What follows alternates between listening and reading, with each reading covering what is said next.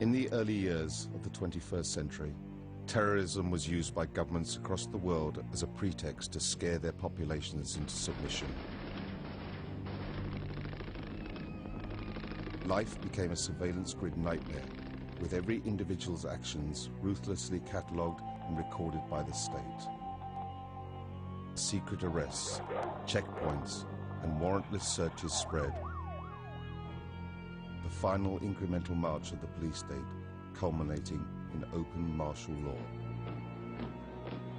This is the story of how the elite sold their people into slavery and scared the once proud and brave people of the West into submitting to being cannon fodder in wars for world domination.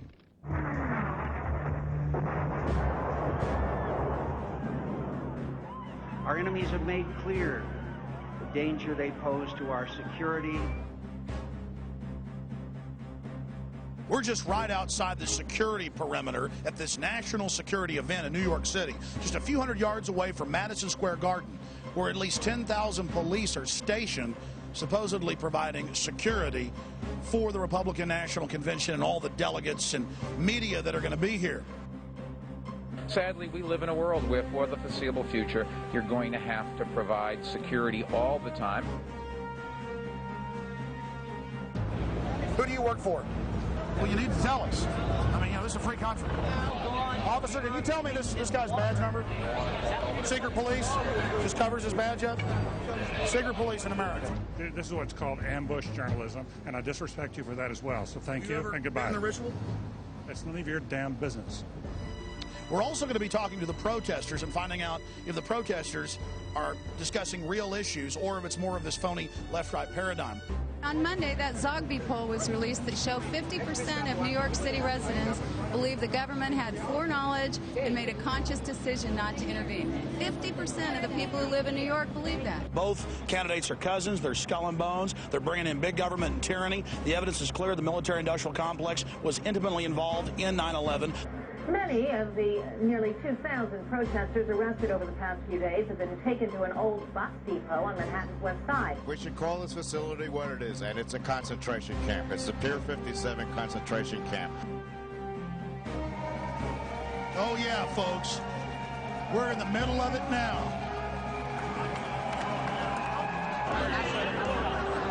Stop exploiting the 9/11 tragedy! Ladies and gentlemen, here is your Fuji-sponsored surveillance blimp. Rollback of our civil liberties, just like them telling us we can't stand on the sidewalk here. Yeah, we can. We went to court and we can. The Republicans are here and taking advantage of the 3,000 people that died right behind me for their own selfish politics, and it's very sad. He is a man of perseverance. He is a man of inner strength. He is a leader who doesn't flinch, who doesn't waver, who does not back down. On September 11th, America was attacked. Suddenly, on September 12th, according to John Ashcroft and George Bush, 270 million Americans became the suspects. Hey, Michael, why don't you talk about NORAD standing down?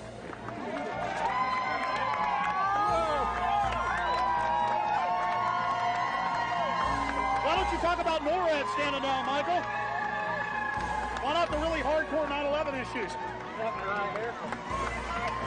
My friend, this is totally surreal. I'm in the middle of police, machine guns, high-tech sound weapons that are being used in Iraq. And the would-be dictator is on the radio. I'm in the middle of New York City. It's a hellhole of surveillance and police state. And the Bill of Rights being torched, being destroyed. If you're here at 11:35, they will arrest you.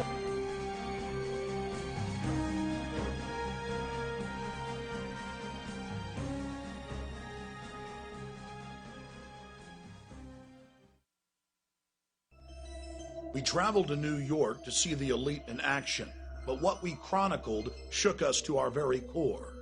We were witnesses to the elite's ideology, to their mindset, their vision, their philosophy, and the martial law system that they are constructing, not just for the American people, but the population of the world. We're just right outside the security perimeter at this national security event in New York City, just a few hundred yards away from Madison Square Garden, where in just a few hours they'll be starting up the official coronation, Skull and Bones coronation Part 2 for John Kerry's cousin, George W. Bush, right here in New York City. We'll chronicle the police state, the surveillance blimps, the sound wave cannons, and we'll discuss 9/11 with New Yorkers by traveling to Ground Zero and find out how many of them are questioning the official story that has holes in it that you can fly a 747 through. You were saying that a lot of people aren't on the street now. What percentage of New Yorkers have left town? 50% have left? Are New Yorkers happy about the RNC coming to town? They don't. They're not happy? Sir, what percentage of New Yorkers like Bush and like the convention being here? I think about 10%. What does the other 90% think? They left city. Everybody's gone? How many, like 10% of the city's left? Half the city? What would you say is left? 80%. 80% has left? We'd been in New York about an hour before we were threatened with arrest for having our video cameras in the subway. Any one of them. May I ask you what you're doing, sir? Okay, will you tell me again so I know what to do? I'm not telling you what to do. No, ma'am. That's all I am telling you is that you got cops climbing out of... Okay, you have a convention and you have a terror alert in this city. Yeah. Okay. Well, I mean, tell me so I know what to do. I don't know what you should do. Have a nice time. Okay. You want 34th Street. Okay, any train here will take you to 34th Street. How do we take a break?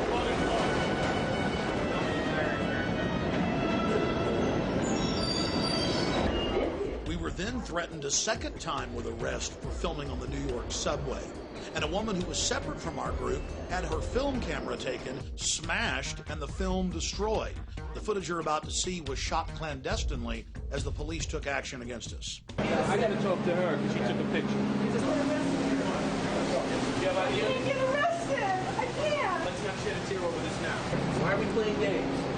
John, you're a witness to what just happened. What did we do? We took a picture of a homeless person, felt sorry for her, and gave her some money. And then we were promptly almost arrested by Port Authority police in a subway. The police had been arresting reporters across the city, and a judge had ordered them to stop, but that just seemed to encourage them.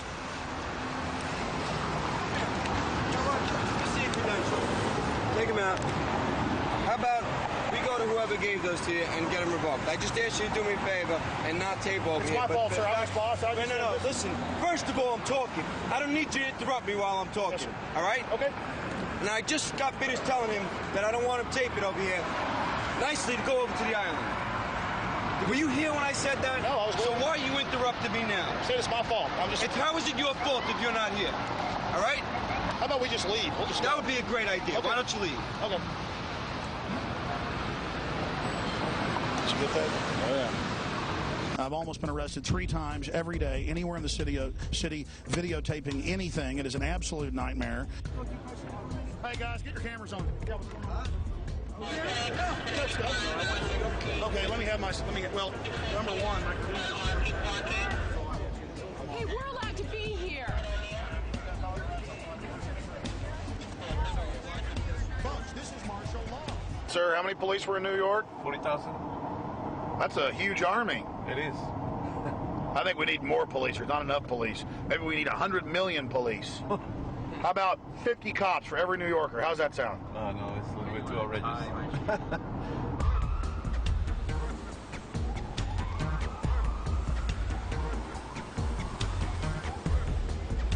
A few months ago, they had a new fake terror alert. Later, they had to admit it was fake, claiming that a couple of Muslim guys were down here trying to take photos and video of all of this because they wanted to attack it. And they said it was a brand new threat. But it turned out that it was over 4 years old. And then when we got here to New York for the convention, they busted 2 guys who supposedly were going to go after the subway. And then in that case, too, it turned out that that was fake, that that wasn't real. But all of these are used to scare the population into submission and as a pretext to up the police state and the despotism. Straight out of The Running Man, right here in New York, we have police state surveillance blimps that are sponsored by Fujifilm. This is only the beginning. In the future, every major city will have a high-altitude blimp tethered to a cable with ground-penetrating radar that looks right through your walls and gives the government a black and white image of the inside of your home. This entire war on terror is truly a pretext to launch a military-industrial complex takeover of the entire society. Everything is now going to shift into prisons and surveillance and security. We're going out of the free market economy into the fascist economy. The elite has used socialism to consolidate the people's wealth. Now that it's under their control, they're going to phase out all of the programs for the population, and it's all going to corporate welfare. This is the new America. Sound weapons, police in black ski masks with automatic machine guns, and yes, helicopters swarming around surveillance blimps right here in New York City. And only in the new corporate fascist America would we have a blimp for police state purposes that is sponsored by a major company. And we found out that Fuji gave free bikes to all the police, and guess why? They sold the U.S. government, a bunch of different city governments, or trying to sell other city governments, these high-tech imaging systems, these face scanning systems to recognize who we are. So our face becomes a national ID card, and Fuji is on the cutting edge of that. In the past, football teams had sponsors, or baseball teams. Then it was named stadiums after phone companies, Southwestern Bell, Nextel. Now, we have the Fuji-sponsored NYPD blimp.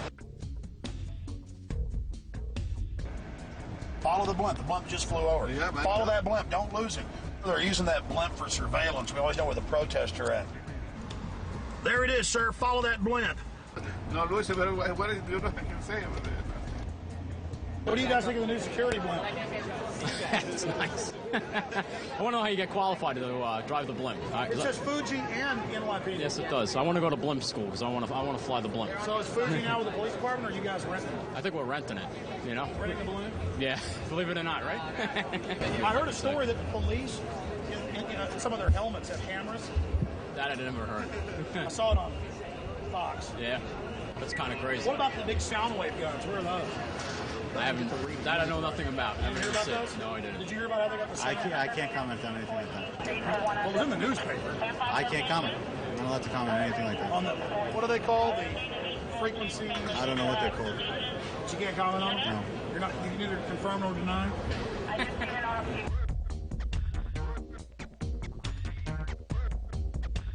So it's going to be between 14th and 23rd Street, between 5th and 8th Avenue. It's going to be on 3 streets. We're trying to find out how many of these protesters actually know what they're talking about and know what real issues are. So we're going to now go down the road and get in front of the demonstration that's massing right now. Then it's going to march down towards Madison Square Garden. We'll be there covering it when they come marching in.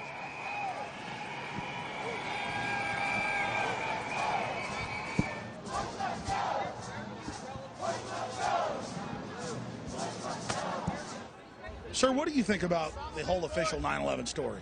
Our government appears to be to have had a lot of cooperation with the forces that caused it to happen.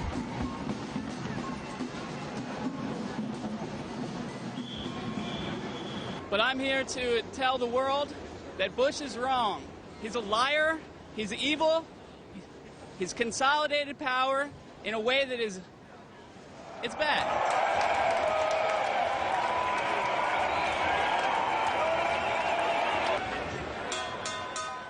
Now, as most of you know, we're not left-wing or right-wing. We're into freedom, the Bill of Rights, the Constitution. And whether it was Bill Clinton or George Bush, those freedoms are being destroyed. Under Bush, it's all accelerated.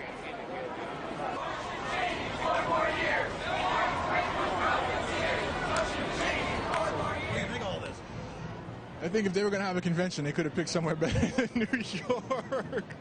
And it seems like Bush is trying to bind himself to the 9/11 tragedy. Do you have any comments on that? I was there, and anybody that's going to try and put themselves above the people that actually help pull those people out is not worth my comment, man. I was there.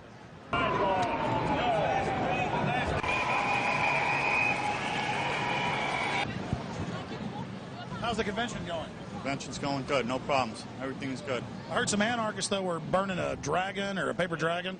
Not over here. Everything's quiet, you know? Everything's so far so good. What's the blimp doing?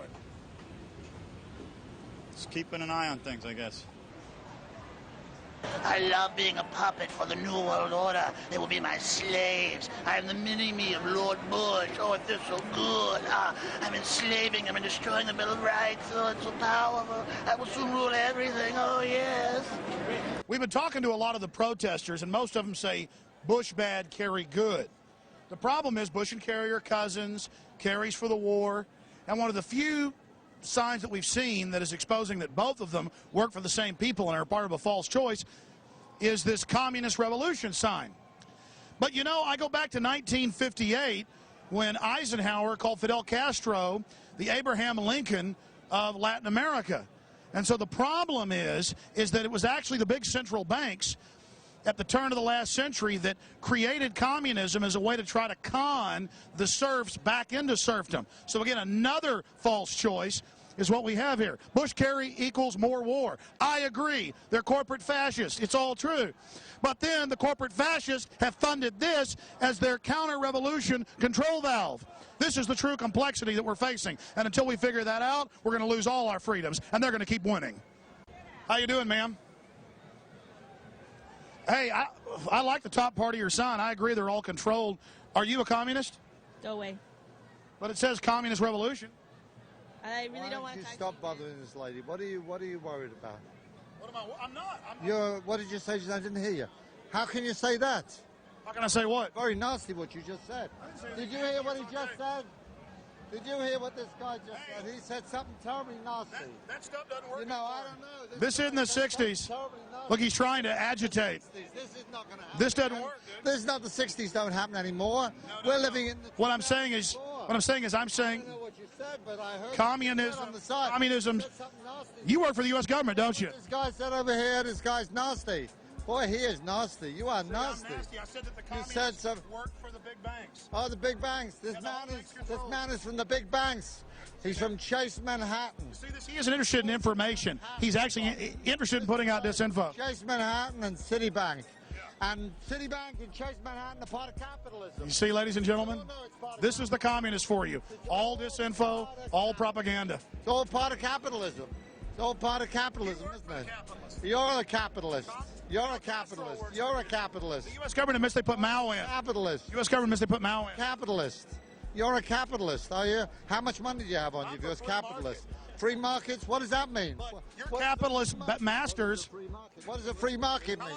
What's a free market? How long have you been a person? How long have you been a jerk? Right. How long have you been a jerk? How long have you been a jerk? How long have you been a jerk? How long have you been a jerk? Do what, me? Grow up. Who should? You should, asshole. Grow up. No, I mean, I'm trying to find out. I agree with the top. I'm not trying to find anything. I'm trying to be a disruptive jerk. Why don't you grow up and get out of here, please? Bush-Kerry equals more war. I agree with that. Thank you. Good. But what I'm saying is that the communists were actually at the beginning funded by the same people. It's all consolidation. That's all I'm saying. Good. Thank you. So you guys don't care about facts. It's all just disinfo. Good. Thank you. Yeah. Sounds good to me. Right. So you don't care that Stalin killed 50 million people? So, yeah. So go ahead. So what else? So you don't care? So who are you? Did you kill? How many people did you kill? No one. But your ideas killed millions and millions and millions. Capitalism. No, you're a capitalist. You're a pro-capitalist. That's for blood, right? She wishes we were dead, right there. This is the one? She's the one walking around saying she wishes we were dead. Replay it for yourself. She clearly says that too bad Stalin didn't kill us. So we see these communists down here who say Bush, Kerry, both equal war. And we go, yeah, we agree with you. But why are you for communism? Because communism actually, as Professor Carol Quigley at Georgetown, Bill Clinton's mentor, said, was a creation of the big banks to centralize governments and con the people into a movement for the population that was really for the establishment. And they began to threaten to want to kill us. Some of it we got on tape, some of it we didn't. Hey, guys, How's it going? Tell us what you think about this. We're members of the Revolutionary Communist Youth Brigade. Tell us what you believe in. That's it, man. If you want to talk to us, you got to talk to us. You gotta talk to Stalin, in other words. If you want to connect an interview, we can hook you up with our spokesperson. You're not allowed to talk yourself? If you want an interview, you should talk to the spokesperson. Well, have fun. So your leaders don't let you talk yourselves? They've never been to the Soviet Union, Poland, or anywhere in the Eastern Bloc. Look at them. They're like 18 and 20. Come on. And you got these old... Who's that? Why don't you talk to some mainstream Americans? I'm talking to everybody. Okay. Okay, we know where you're coming from. You're looking to No, to make people in Lima. No, sir. We're not mainstream media. We're actually trying to just make a documentary about all the different views that are at the convention. And everybody's been real nice to us, but communists, they always flip out when we try to talk to them. So now it is becoming an issue with them because they're so ridiculous. Documentary on all views. You're very biased. Probably work for Fox. Yeah, I probably work for Fox. That's right. Okay, get lost. You only knew how ridiculous that was, sir. I've exposed George Bush for carrying out 9/11. I've exposed Bill Clinton. They all work for the globalists. And the globalists funded you little people. You guys need to wake up. Sir, a lot of New Yorkers have said, and the polls show 80% don't want Bush to have the convention here, but they're doing it. And some people say that he's being opportunistic, trying to associate himself with 9/11. I disagree entirely. I think this is the perfect venue for Bush and the RNC to hold this event. I mean, New York City is a world capital place, big focus in New York from the rest of America, and I think it's a perfect venue irrespective of your party leanings. Have you seen any of the protesters while you've been in town, and what do you think of them if you have? Well, we've seen a few of them. Mostly, of course, they're kept away from the delegates.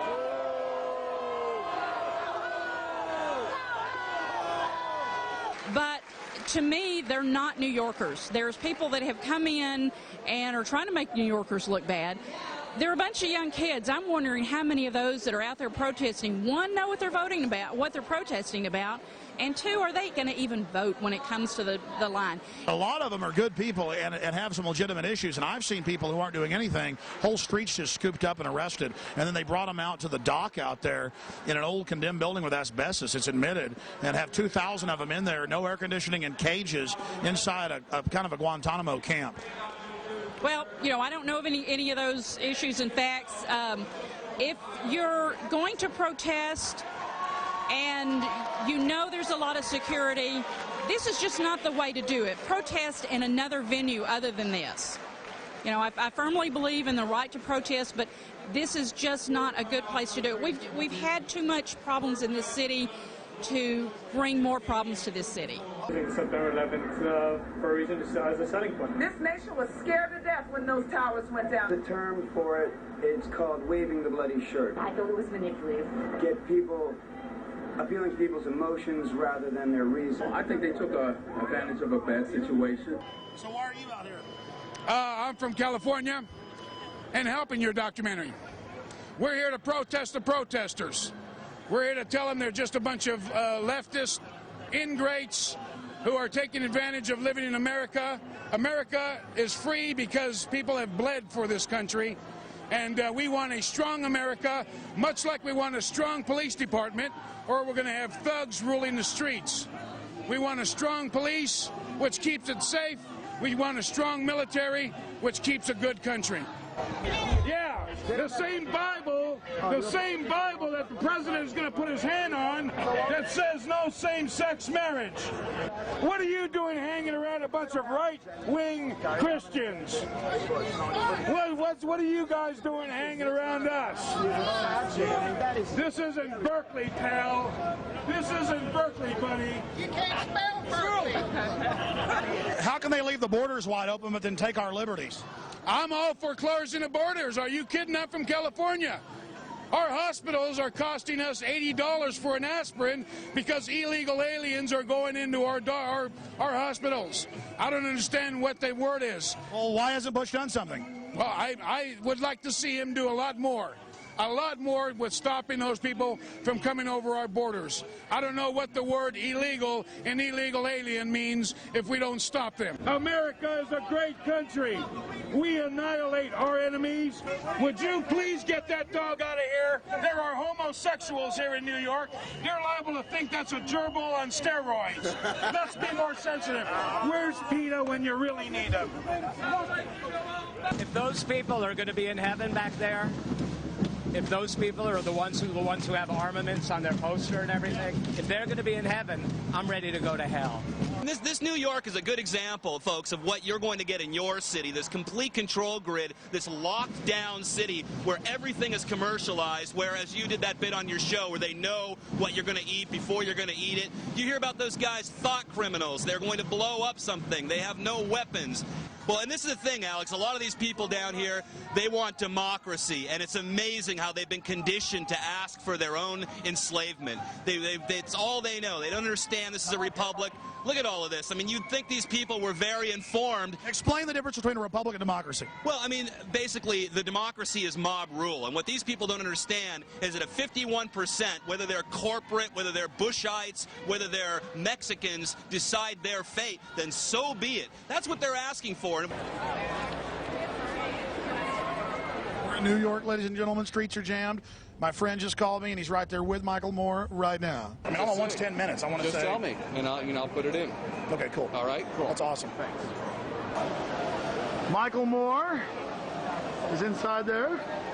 Now we're going to answer a question. Did Michael Moore expose the truth about 9/11, or did he whitewash it? You know, George Bush has said that anybody that has any connections to Al-Qaeda, should be arrested. Well, no one has greater connections to the Saudis and the House of bin Laden than the Bushes. They've been in business together for decades. George Bush actually started his first oil company way back in 1976 with a member of the bin Laden family and with their funds. The Bushes used them to go after the Soviets back in the 1980s. And bin Laden, according to a Senate report, was actually used to attack the Serbs back in the late 1990s. So when the Serbs fought back, they could say, oh, look, see, they're a bunch of terrorists. We've got to go in and take out the Serbs. My friends, the government had complete and total prior knowledge of the horrible events that happened here. And at the bare minimum, they allowed this tragedy to take place as a pretext to scare the population into total abject fear and then submission. In his film Fahrenheit 9/11, Michael Moore doesn't even talk about things that MSNBC and the Associated Press have reported on.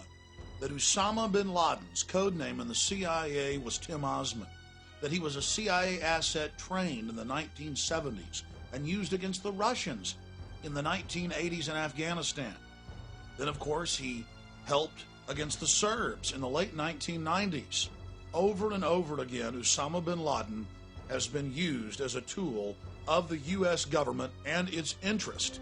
Anytime they need to create a crisis anywhere on the planet, bin Laden comes to their rescue as the fire starter they need to create the crisis so they can offer their solution.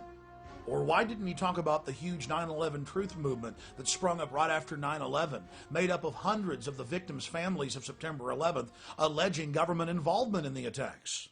Why didn't the film talk about the official U.S. government plan to carry out terror attacks in America and blame it on foreign enemies? Operation Northwoods. It even called for hijacking jets by remote control and crashing them, bombing D.C., committing sniper attacks. No, Michael Moore didn't discuss this. Something ABC News and the Baltimore Sun were willing to do, Michael Moore wouldn't get near. Or did you know that it's admitted fact that public officials, federal, state, and local across the land, were called by the White House in the days before 9/11 and told not to fly to New York on the day of September 11th? Mayor Willie Brown of San Francisco was called by the White House and told, don't fly to New York on the morning of September 11th. He was called September 10th. Why didn't Moore talk about this? John Ashcroft, the Attorney General, just a few weeks before September 11th, stopped flying commercial, citing a hijacker risk. Most shocking of all, The Joint Chiefs of Staff had a scheduled meeting in New York City on September 11th. But the day before, because of a, quote, warning, they canceled their trip to New York City. They even told MSNBC this, but it's still somewhat of a public secret, and Michael Moore isn't talking about it. Author Salman Rushdie was warned by the FAA not to fly to New York on the morning of September 11th as well. It was reported by the Times of London. We have the San Francisco Chronicle, MSNBC, the Associated Press reporting all of this. But still, the average American has been kept in the dark because it's never made the nightly news, and it's certainly never been talked about by Michael Moore. And there was no mention of the fact that NORAD stood down for the first time in its 50-year history. To their credit, something that Michael Moore and the mainstream media did get right was that in the 3 days after September 11, 2001, over 160 members of Osama bin Laden's family were flown out of the country to Saudi Arabia. This at a time when all commercial and private air traffic was grounded by the Pentagon. But that wasn't the only airlift. Seymour Hersh first broke the story at the New Yorker magazine about the airlift of evil. It was then picked up by major publications, but, well, forgotten into the memory hole. At the end of the 3-week-long Afghan war in Afghanistan, 8,000 Taliban and al-Qaeda leaders were loaded on U.S. government C-130s and flown out to Pakistan to safety. It had been their job to stir up the phony crisis in Afghanistan and then give George W. the fake victory. You see, it was a staged war. And this is one of the other big smoking guns of 9/11 government involvement that we're all supposed to forget about. Oh, the government admits they flew him out to safety, but Fox News said it was an accident. Yes, 8,000 Taliban and al-Qaeda cream the leaders being flown out to safety. And top generals were told to release Taliban generals. They were told, let them go. And some of the generals got angry and went public. The FBI has gone public, as well as the CIA. They've even leaked the orders, like W199I, where George Bush ordered them to back off Osama bin Laden and his family. In fact, they even fired some agents that refused to follow their orders. There were red flags everywhere. Everyone knew that the attack was coming. That's why so many public officials didn't go to New York. But months before, there was the Bush administration frustrating the investigations, ordering the agents off the cases, ensuring that the attacks would go forward. Then there were the media reports by respected institutions backed up by hospital officials at the American hospital in Dubai, Pakistan, of Osama bin Laden meeting with the CIA Middle East section chief for 10 days in July of 2001, months before September 11th. The question is, what was the CIA doing meeting with Osama bin Laden? Getting their story straight? Well, look, 2.5 years ago, I said that Bush was in business with the bin Ladens. Now, FBI agents have gone on C-SPAN and said it. Okay? I mean, it was in the Miami newspapers that they were flying the bin Ladens out. And I'd read it on my radio show, and people call it a conspiracy. It was in the Miami newspapers 2 days after 9/11. They got photos of them flying the bin Ladens out of the country when you and I were not allowed to fly. Bush and his family got their first money for Bush's Arbusto oil down in Texas from the bin Laden family. FBI agent Robert Wright at the National Press Club went up there and said, I've been threatened with arrest. If I tell you what I know, here's a letter from the Justice Department. All I can tell you is the Bushes vacation with the bin Ladens. How many of you know that the supposed hijackers, it turned out 7 of them are still alive? That's the BBC. So there we were in New York just wanting to talk to Michael Moore and ask him, why didn't you talk about these really important issues, these central issues? And in between his bodyguards coming over and shoving on us and telling us not to videotape him through the window, we began to realize that Michael Moore really does George Bush a favor. In his film, he acts like Bush is just some idiot who accidentally allowed 9/11 to happen because he was on too many vacations, out fishing too much. Oh, no, that wasn't the reality. The reality is Bush and his corporate interest stood to gain from 9/11. And Michael Moore is covering up those facts. And you don't want to let him eat, and once he eats, you can take a picture. Do you like your phone ringing when you're eating dinner? I'm not calling it.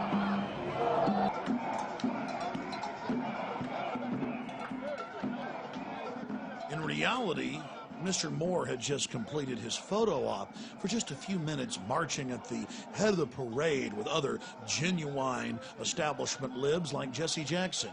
Then he ducked into the taco bar, had the general public thrown out, and began, well, gobbling.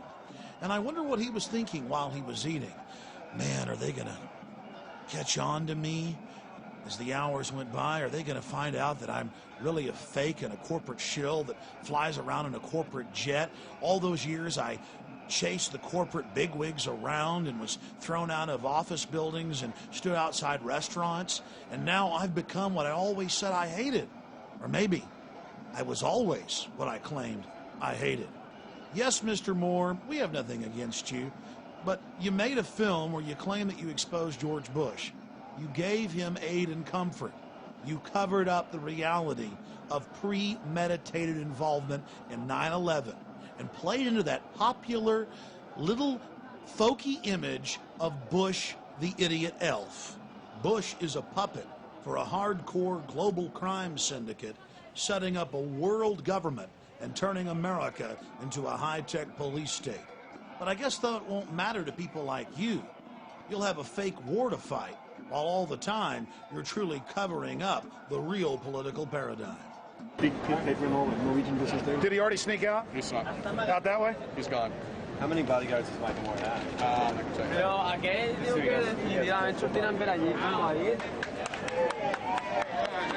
Hey, Michael, why don't you talk about NORAD standing down?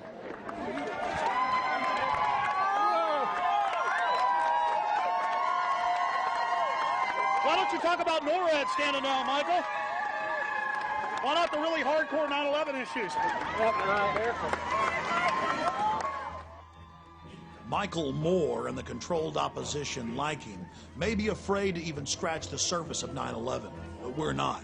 We're going to go to the rock bottom of this horrible event and expose who truly perpetrated it, because the future of America and free humanity hangs in the balance.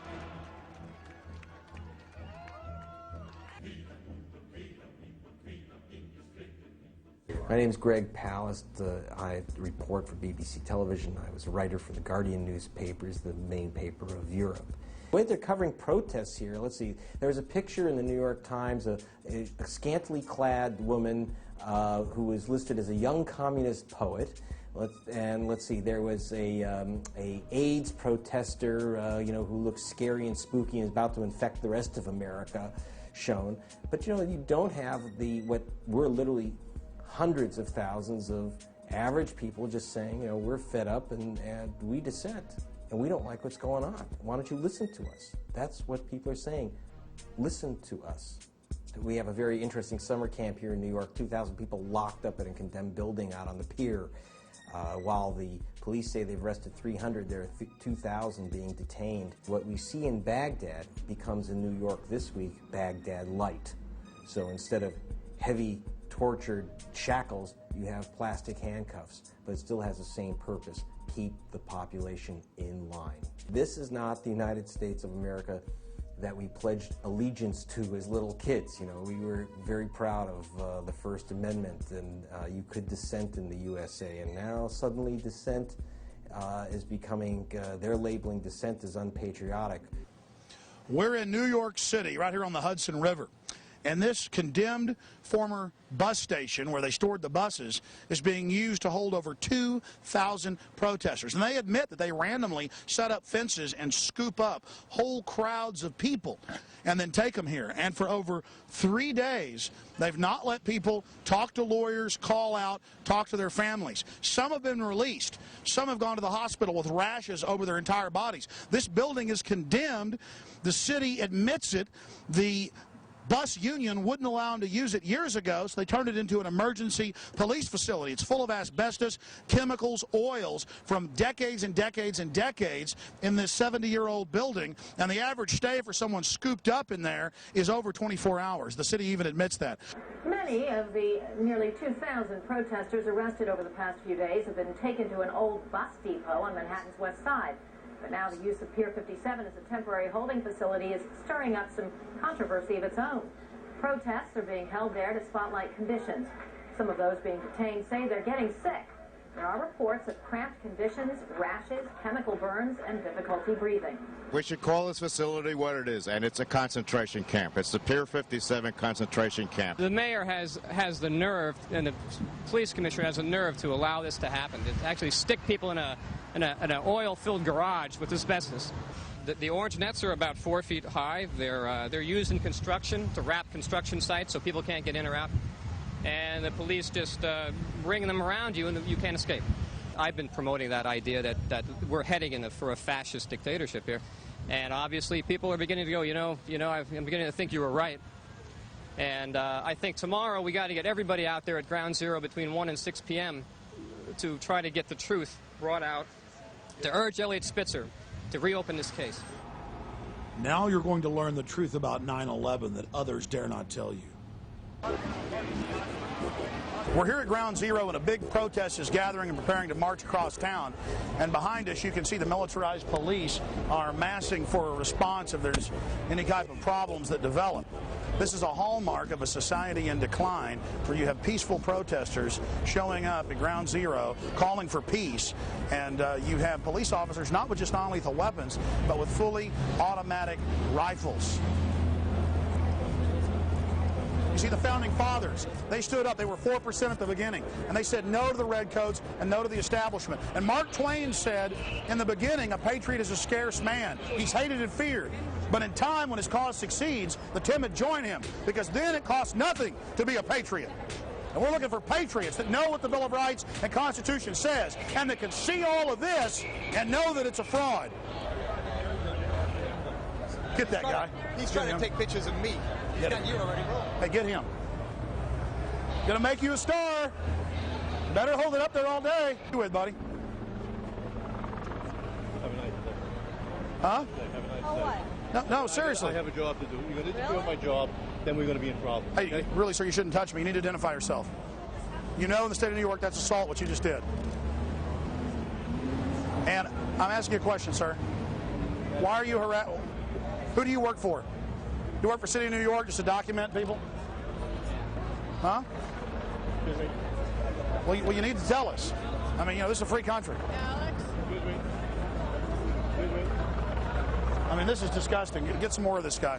Well, there's your badge. Can we have your badge number, please? Nope. See my boss over there. Who's your boss? Any one of those people. Boss on. Do you think God is a Sir, can you tell me this guy's badge number? Secret police just covers his badge up. Secret police in America. Out photographing people.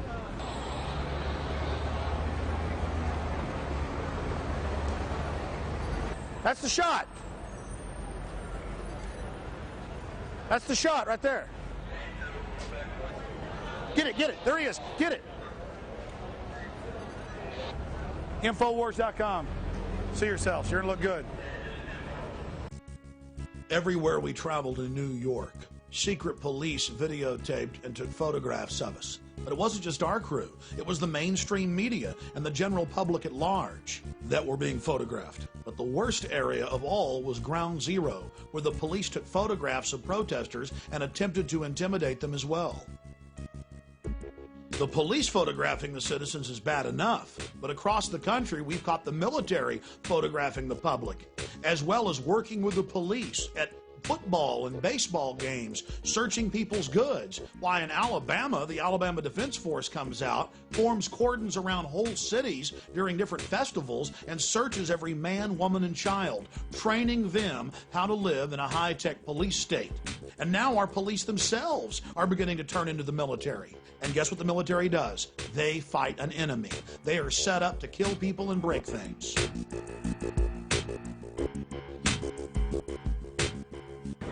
Susan, back to Sir, I just wanted to say that.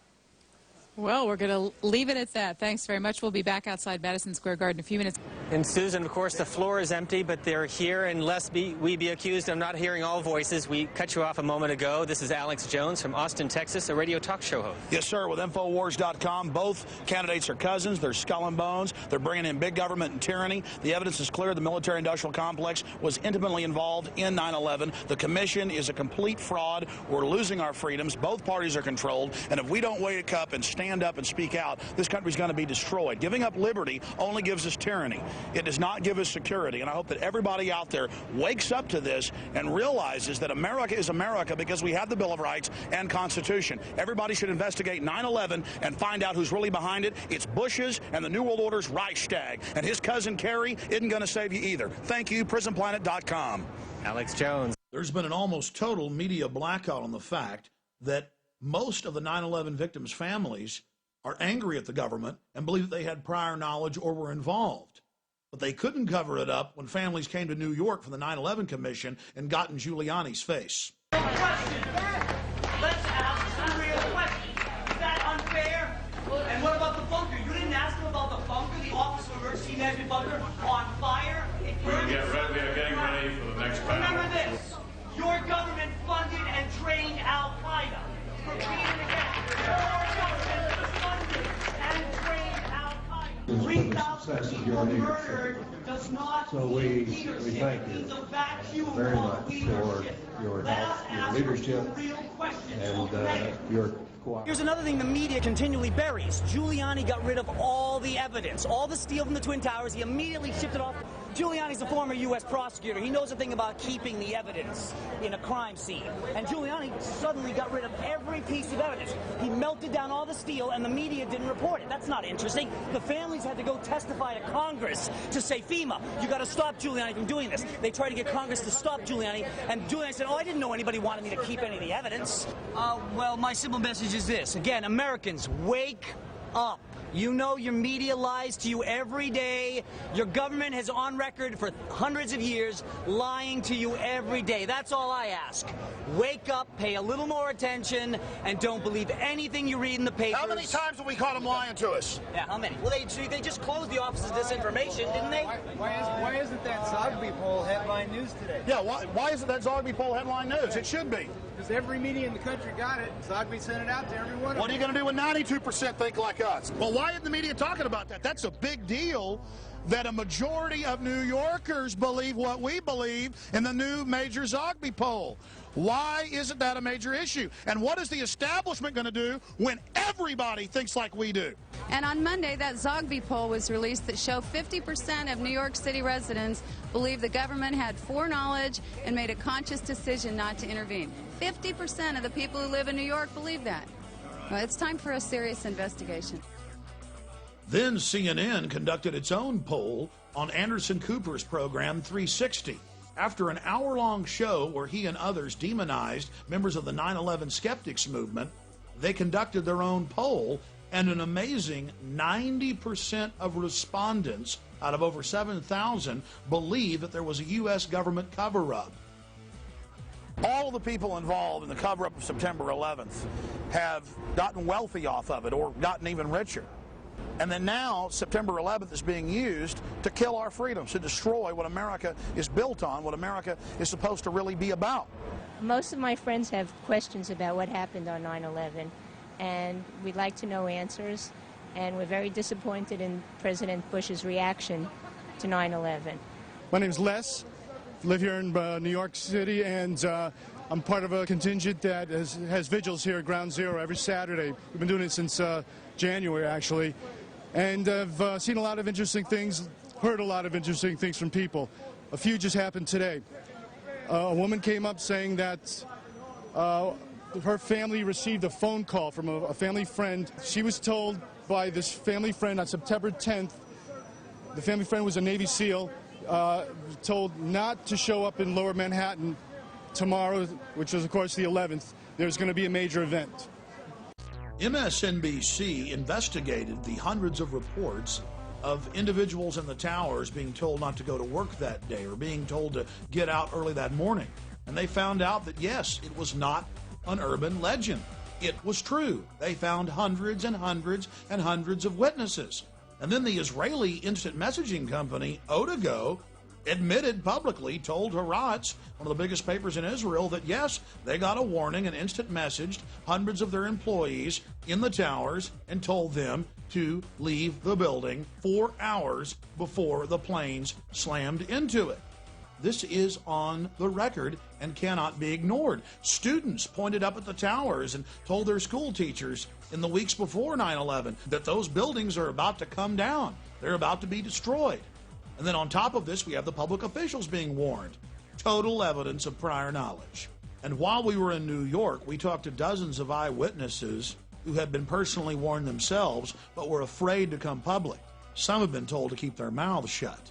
I was a rescue worker. I will say that I spoke to a cop on 9/11 who said that it was going to come down. I don't know how he knew that. He did tell me before it happened, before the fact that it was coming down. The widows from the police department and the fire department were standing at the new school and back for the 2 days, and they were screaming at the media, please pay attention. We got phone calls. We listened that their husbands or their children were saying there's explosives coming on like the 23rd, 26th floor before the buildings went down.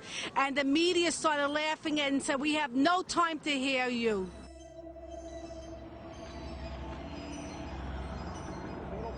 Larry Silverstein originally owned Building 7, and a few months before 9/11, he bought the entire complex, all 7 of the buildings, and then he took out a record insurance policy on them.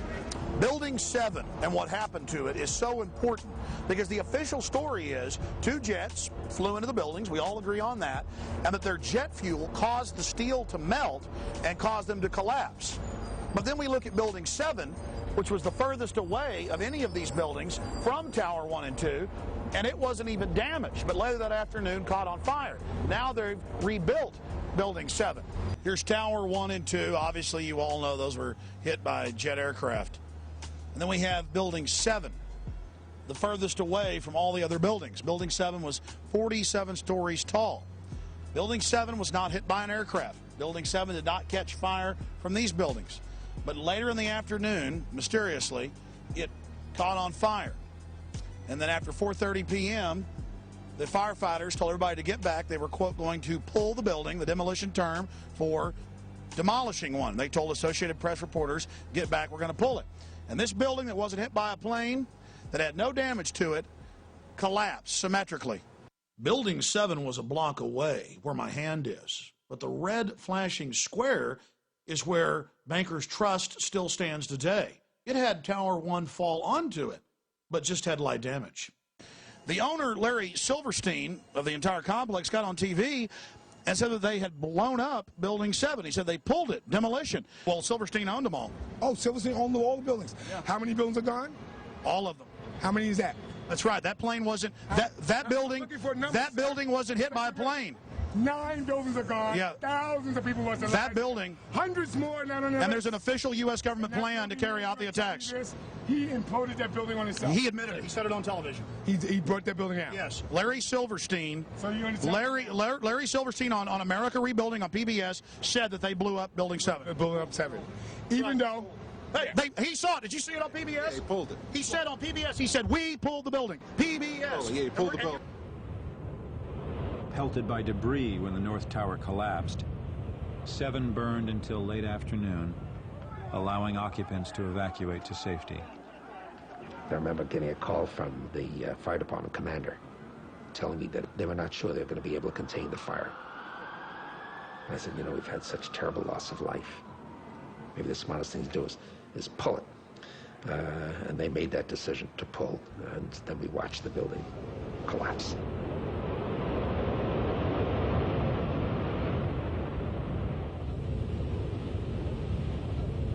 Yeah, he said we're going to pull. He said we're going to pull the building. Silverstein said we're going to pull the building. And we got the firemen saying they pulled it. I mean, Silverstein goes on PBS and says it, and we're the weirdos when he says it on TV. Unbelievable. Let's see that one more time. Maybe the smartest thing to do is pull it. And they made that decision to pull, and then we watched the building collapse. It takes demolition experts weeks to prepare for the destruction of a building. How do they do it on 9/11 in just a few hours? In the tragic days after 9/11, many prominent engineers across the world went public and said there's no way that fire destroyed any of those buildings. It's never happened to a modern building. Buildings have burned for 6-7 days before, and it hasn't happened. The answer was hidden in plain view. Larry Silverstein went on PBS and said that they had pulled the building, demolition term for destroying it. In fact, the local public radio station was told that they were going to demolish Building 7. But since then, the public has been told to be quiet, not to ask questions. And the government hasn't even given us an official story of why Building 7 fell. They say they think fire caused it to fall. And in case you're wondering what pull it means, here's another example, where they again use the term pull it to mean controlled demolition of buildings. Months after 9/11, the remains of 4, 5, and 6 were destroyed. Here's a clip from the same PBS documentary, where the head of engineering for the city of New York describes pull it as a controlled demolition. By mid-December, the Department of Design and Construction had leveled World Trade Center buildings 4 and 5. Hello? Oh, we're getting ready to pull Building 6. We had to be very careful how we demolished Building 6. We were worried about the Building 6 coming down and then damaging the slurry wall, so we wanted that particular building to fall within a certain area. There's a certain excitement in the air of bringing the last structure down at the World Trade Center.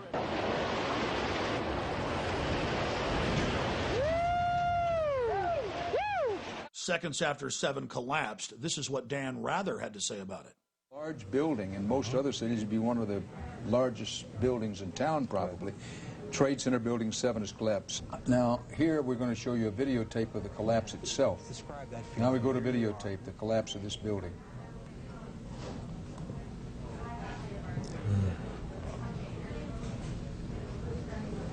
It's amazing. Amazing, incredible, pick your word.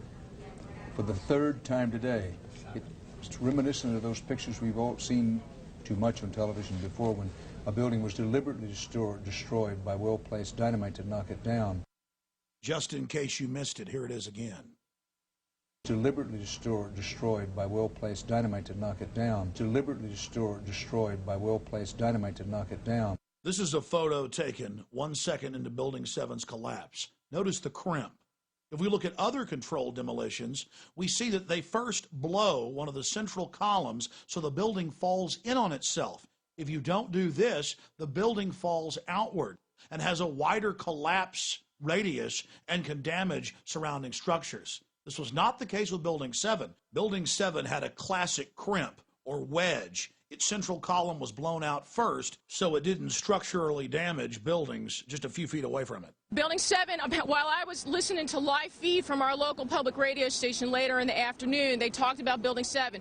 Building 7 was fine. There was no airplane that hit it. And then they even began to ruminate on the air about demolishing the building. I said, well, I don't know. I mean, you can put out fires. You know, why would you talk about demolishing a building that, you know, it wasn't hit by anything? You know, the fires weren't bad or anything like that. What was in Building 7?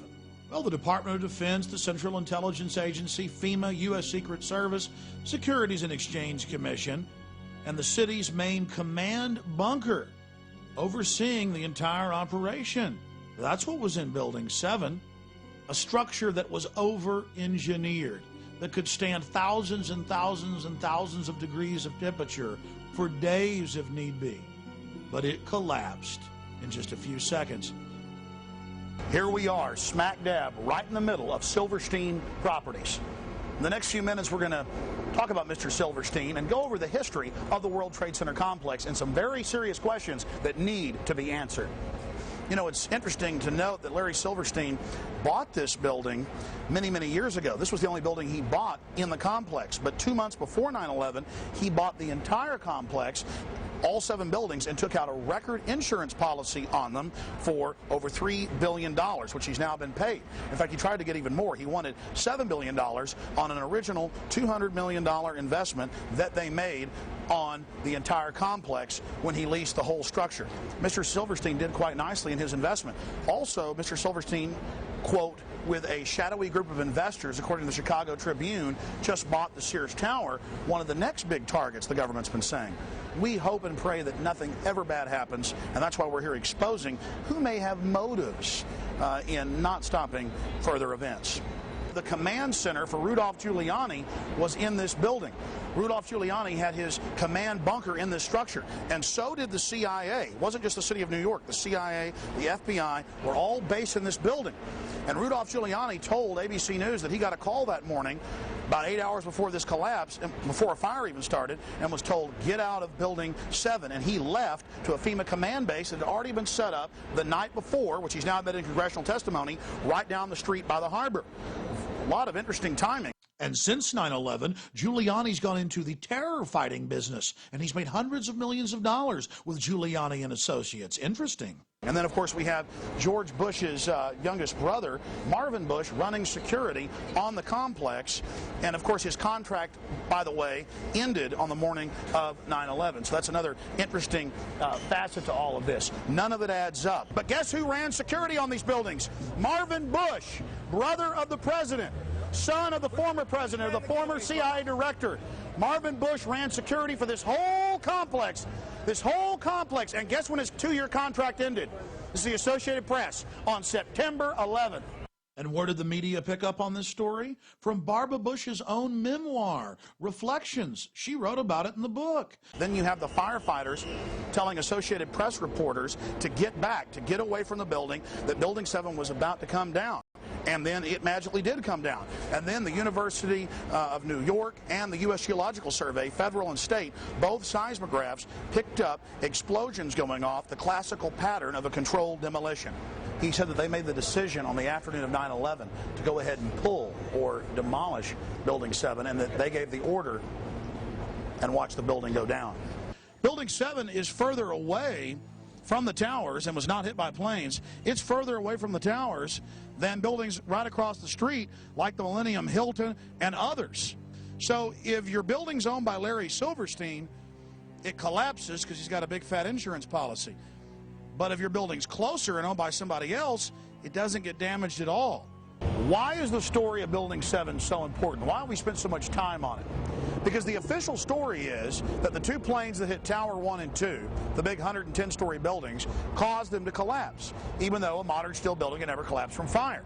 But then we have Building 7 that was further away than any of the buildings in the complex, that later in the afternoon got a few small fires in it and collapsed. Now they have almost rebuilt Building 7 on the exact same spot. And look, buildings right next to it, even though it collapsed on fire, didn't even get that much damage. And then we have this huge building that was right beside Tower 1 and 2 that was hit by giant chunks of the building that did catch on fire, but nothing collapsed. The difference between that building and the new Building 7 is that Larry Silverstein doesn't own that building. Larry Silverstein doesn't own the Millennium Hilton that was closer than Building 7. But every building he owned either caught on fire or mysteriously collapsed. There has been over 100 uncontrolled fires in skyscrapers in the last 50 years, and never has one collapsed or come close to collapsing from fire. Only earthquakes and demolitions have brought these modern structures down. Then we look at the fires in Building 7, and they would be called moderate by any firefighting manual, but still the building collapsed. Building 7 had sporadic fires in it for 6 hours. Other skyscrapers, as we mentioned, have burned for days or even weeks. Why don't they collapse? Because steel doesn't begin to weaken until after 2,000 degrees of temperature. Around 2,500 it becomes red hot, and at around 3,000 degrees starts to melt. Another example of this was the Windsor building in Madrid, Spain in mid-February of 2005. It burned for 2 days at temperatures much higher, with white-hot flames shooting out of it for hundreds of feet. As we watched the Windsor building burn, I was amazed to watch the media of the world say, well, the World Trade Center towers and Building 7 fell from fire, so it's going to fall. We're just waiting for the collapse. but the collapse never came. All the major support pillars held fast. Steel doesn't melt at that temperature. According to official reports, Building 7 wasn't even in the debris field of Tower 1 and 2. And that's why it's important to look at buildings like Bankers Trust. We already talked about it earlier, but let's focus in on it with some detail. It was right up against the South Tower, only about 45 feet away, and large chunks of the South Tower fell directly into Bankers Trust. But Bankers Trust is like all other modern steel buildings. It's like the big building in Madrid, Spain. Despite the fact that fires raged through many of its floors and that huge pieces of debris fell on top of it and up against it, it didn't collapse. The architect of the World Trade Center towers, Nomura Yamasaki, told the press many times before 9/11 that he specifically designed the towers to take massive passenger jetliner impacts. The construction and project manager for the World Trade Center complex, Frank DiMartini, told the press multiple times that they designed the towers not to just take one large jetliner impact, but at least two, and not collapse. And other world-renowned engineers and architects went public as well, but that didn't matter for the mainstream media. They simply ignored their protest. Senior firefighter Lou Caccioli, who survived the collapse of the World Trade Centers, reported that bombs were clearly going off inside the structure. He told People magazine this the day after 9/11. When we spoke to him, he said he couldn't talk about it. Professor Van Ramiro, Vice President for Research at New Mexico Institute of Mining and Technology, told the Albuquerque Journal that the implosions of the towers were too mathematical to be a chance result of airplanes, and that only controlled demolitions could have brought the buildings down. Then Kevin Ryan, an executive engineer with Underwriters Laboratories, or UL, that certifies most big buildings in America, went public and said, "It's impossible. Jet fuel wouldn't have melted the columns in Tower 1 and 2. This is from the organization that underwrote the towers. Then Firefighter Engineering, the oldest engineering publication in United States history, went public and said, there's no way jet fuel made that happen. And stop hauling away the debris. Stop covering up the crime scene. We've got 7 different tapes showing different groups of firefighters saying the towers looked like they were brought down by bombs, that they heard explosions. But in the interest of time, here is just one of those clips shot by 2 French brothers who were making a documentary about New York firefighters on the morning of 9/11. We came down. It was much worse than it was when we went up. Yeah. Right? We went up and they had everything set up and came down. It was desolate. It was like, holy shit. We came down to the lobby. It was like the first of the wars. There was nobody in. What did we do? We made it outside. We made it about a block. We made it at least 2 blocks, and we started running. Floor by floor, instead of popping out. It was if they had detonated. Detonated. If they were planned to take down a building. Boom, boom, boom, boom, boom, boom, boom. NBC's Pat Dawson is close to the scene of that attack. Pat? Matt, if we are, yes, I can, Matt.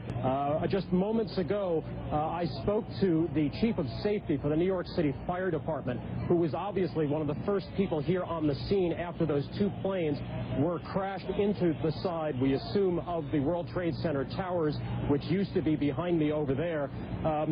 Chief Albert Turry told me that he was here just literally 10 or 15 minutes after the events that took place this morning. That is the first crash. He had roughly 10 alarms, roughly 200 men in the building trying to effect rescues of some of those civilians who were in there, and that basically he received word of the possibility of a secondary device, that is another bomb going off.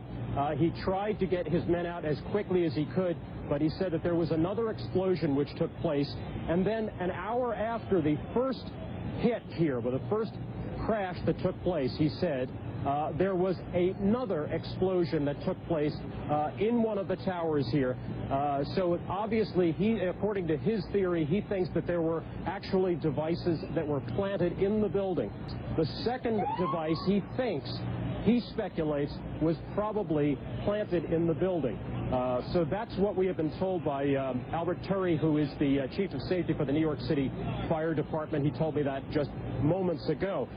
And a CBS News chopper in the air over the towers reported the same thing. If Jim Smith is with us still in Chopper 2, Jimmy, you there? Just, we saw some kind of explosion, a lot of smoke come out at the top of the tower, and then it collapsed down onto the streets below, much like we saw the first tower just about a half hour ago. Chopper 2 as he takes these pictures. Jim? Yes, I am here, Michael. Jim, tell us what's happening out there. Oh, we just witnessed some kind of secondary follow-up explosion on the World Trade Center #2, the one secondary. We've all unfortunately seen the famous photos of victims jumping out of Tower 1 and 2. But that happened in the first 15 minutes while the jet fuel was still burning. Later, we have the photographs of the victims standing in the impact holes from the aircraft begging for help for 20 to 30 minutes. How could they survive heat that would melt through giant 4-foot steel girders? The answer is they couldn't. And the firefighters are on record as saying the fires were almost out. The fact is, the temperatures had dropped dramatically. The fires were almost extinguished. The people were in the open wounds in the sides of the buildings begging for help. Help that did come in the form of the valiant firefighters who had the buildings blown up around them. The tape you're about to hear is from the grave, as a valiant firefighter reports that the fires were almost out. And as firefighters went public and said that the fires had almost been extinguished, the federal government ordered them under national security to stop talking to the public and told the media that all the firefighter tapes had malfunctioned. But not before firefighters had rebelled and released segments of tape, a segment you're about to hear. What do you got up there, Steve? I'm still in Boy Stairway, 74th floor, no smoke or fire problem. The walls are breached, so be careful. Yeah, 10-4, I saw that on 68. Freddie, come on over. Freddie, come on over by us. I got it for 1-5. We got police. I saw in the pockets of fire. We should be able to knock it down with 2 lines. Where you know that? 78th floor, numbers 1045, call 1. What scared you in, Oreo? Seconds before the towers collapsed, blast points could be seen springing up down the sides of the buildings from the top down. Within days of 9/11, Bush and his minions began grandstanding at Ground Zero, telling us, give up your liberties and we'll protect you. Go along with our invasion of the world and everything will be okay. Then there were all the pre-9/11 warnings from the French, the British, the Egyptians, the Italians, the Russians, the Israelis, the Indians. The list goes on and on, but Condoleezza Rice and George Bush told us they'd never heard of such a plan of al-CIA to fly hijacked jets into the World Trade Center and Pentagon. It didn't matter if CNN had reported on it back in 1995. Even the Taliban, 2 months before 9/11, said, stop Osama, he's about to attack you. What they didn't know is he was working for Mr. Bush. I want to add that, the president knew about a month in advance before we were attacked here in New York. He got the memo. Yeah, he didn't do anything about it. And we all know that. Now he's here in New York in the convention, and he's going to be applauded by, thousands and thousands of people. This is ridiculous. Howard Dean recently seemed to muse aloud whether you had advanced knowledge of 9/11. Do you agree or disagree with the RNC that this kind of rhetoric borders on political hate speech? Yeah. Look, there's time for politics. And, it's time for politics. And, it's an absurd insinuation. In that case, sir, can I follow up on something unrelated?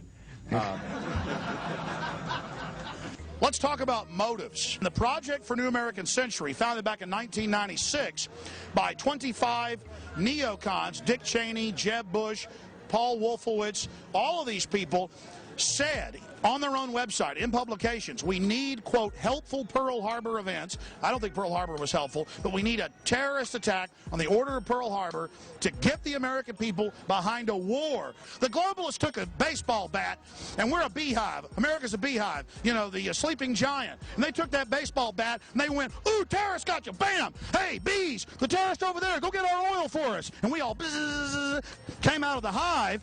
And now we kind of settled back down, so they keep waving the bat going, well, I don't want to hurt our bees too bad, but we may have to whack them again to get them behind what we're doing. All right, terrorist's going to get you. Terrorist's going to get you. Give up your rights to us. How many of you know that NORAD stood down for over an hour and 25 minutes, but if your Cessna gets off course for 5 minutes, they're going to launch F-16s on you? Remember Payne Stewart, the golfer? 15 minutes after his jet got off track, they had F-16s all around him. But on 9/11, in the most controlled airspace in the world, they could do nothing about 4 jets. But it gets worse. Guess why NORAD stood down? The average people in the military are good folks. They were told it was a drill, because the Associated Press reported, and the CIA's own website admits, that on the morning of 9/11, the CIA was running a drill of flying hijacked jets into the World Trade Center and Pentagon. It was just a coincidence. At 8:30 in the morning, there was a drill of the exact same thing happening, and so NORAD stood down. Anybody know what problem, reaction, solution is? Create a crisis to scare the people into submission. They're begging for help, and then you take their rights. Does anybody know what Hitler did? Right after he got elected, he firebombed his own Reichstag building. And then he said the communists did it. And they had a mass wave of arrest and took people's rights and set up Reich Security, or Homeland Security.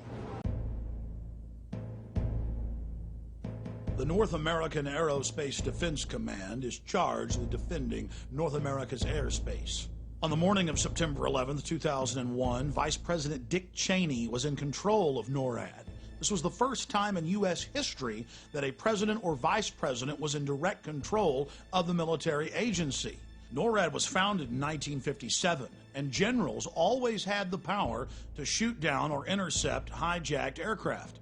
But on June 1st, 2001, just 3 months before 9/11, Dick Cheney ordered Donald Rumsfeld to allow him to take control of NORAD itself and the shoot-down procedure, and remove that power from the generals so they could do nothing. Here is a copy of the memorandum from Rumsfeld to the Joint Chiefs, telling them they no longer have any authority. An Associated Press article in August of 2002 reported that the CIA just so happened to be running a drill on the morning of 9/11 of flying jets in the World Trade Center and Pentagon.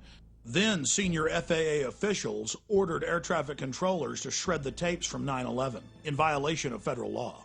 AP learned of the drills because at a Homeland Security function after 9/11, they bragged about it. Oh, we had foresight. We were running drills that very morning.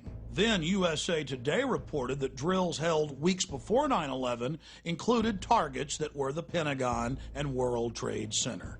Don't just look at me. Take the damn paper, read it, get informed. We were undefended on 9/11. They're still in power. They're sitting there eating filet mignon. People are losing their jobs every day. We've got a bullshit war in Iraq. Who took responsibility for 9/11? Well, shouldn't we reward them for doing a bad job? I mean, that... Yeah, we should reward them. Bushes, we should thank him for the job he did. The way you reward traitors is how we should reward. But he says he's done a great job, and what he says, I know what he did. Dick Cheney he ran and hid in a hole in Nebraska. I get fired if I make a typo in a letter, okay? I get fired for that. Instead, we've still got Rumsfeld, we've got Condoleezza Rice, we've got Dick Cheney, we've got all the same criminals. They're criminals because they allowed this to happen. 4 planes in 2 hours. How can that be? Only 14 planes guarding the entire East Coast. I say bullshit. Complete bullshit. We know this is the greatest country on earth. We have the biggest military on the planet. How can it be 4 planes in 2 hours? Do the math. One of the biggest holes in their argument is the fact that they never heard of a plan to fly hijacked jets into landmarks on the East Coast. We're going to take a closer look tonight at another example of where, despite the conventional wisdom, there were people in the United States who actually were preparing to defend against the kind of attacks which occurred here on 9/11. The North American Aerospace Defense Command, NORAD for short, has been defending the skies over the U.S. and Canada for almost 50 years, 46 to be precise. USA Today reports that in the 2 years before the attacks on September the 11th, NORAD conducted exercises using hijacked airliners as weapons. And one target was the World Trade Center. We knew he hated us. But there was nobody in our government, at least, and I don't think the prior government that could envision flying airplanes into buildings on such a massive scale. But that turns out not to be true. U.S. military planners did envision and practice those very scenarios. As reported by USA Today, the North American Aerospace Defense Command, NORAD, conducted exercises with fighter jets, simulating hijacked planes flown into the World Trade Center in the 2 years before the attacks. And so then I saw Condoleezza Rice get up on TV and say, we had never thought, we had never heard. Why, that's a ridiculous conspiracy theory to say that. Pentagon planners also envisioned the attack on the Pentagon 5 months before it happened. The Pentagon had a drill in November of 2000 simulating a hijacked jet being flown to the Pentagon. So between all the drills before 9/11 and the drill in the morning of 9/11, air traffic controllers thought that it was a simulation. Hijacked aircraft headed towards New York.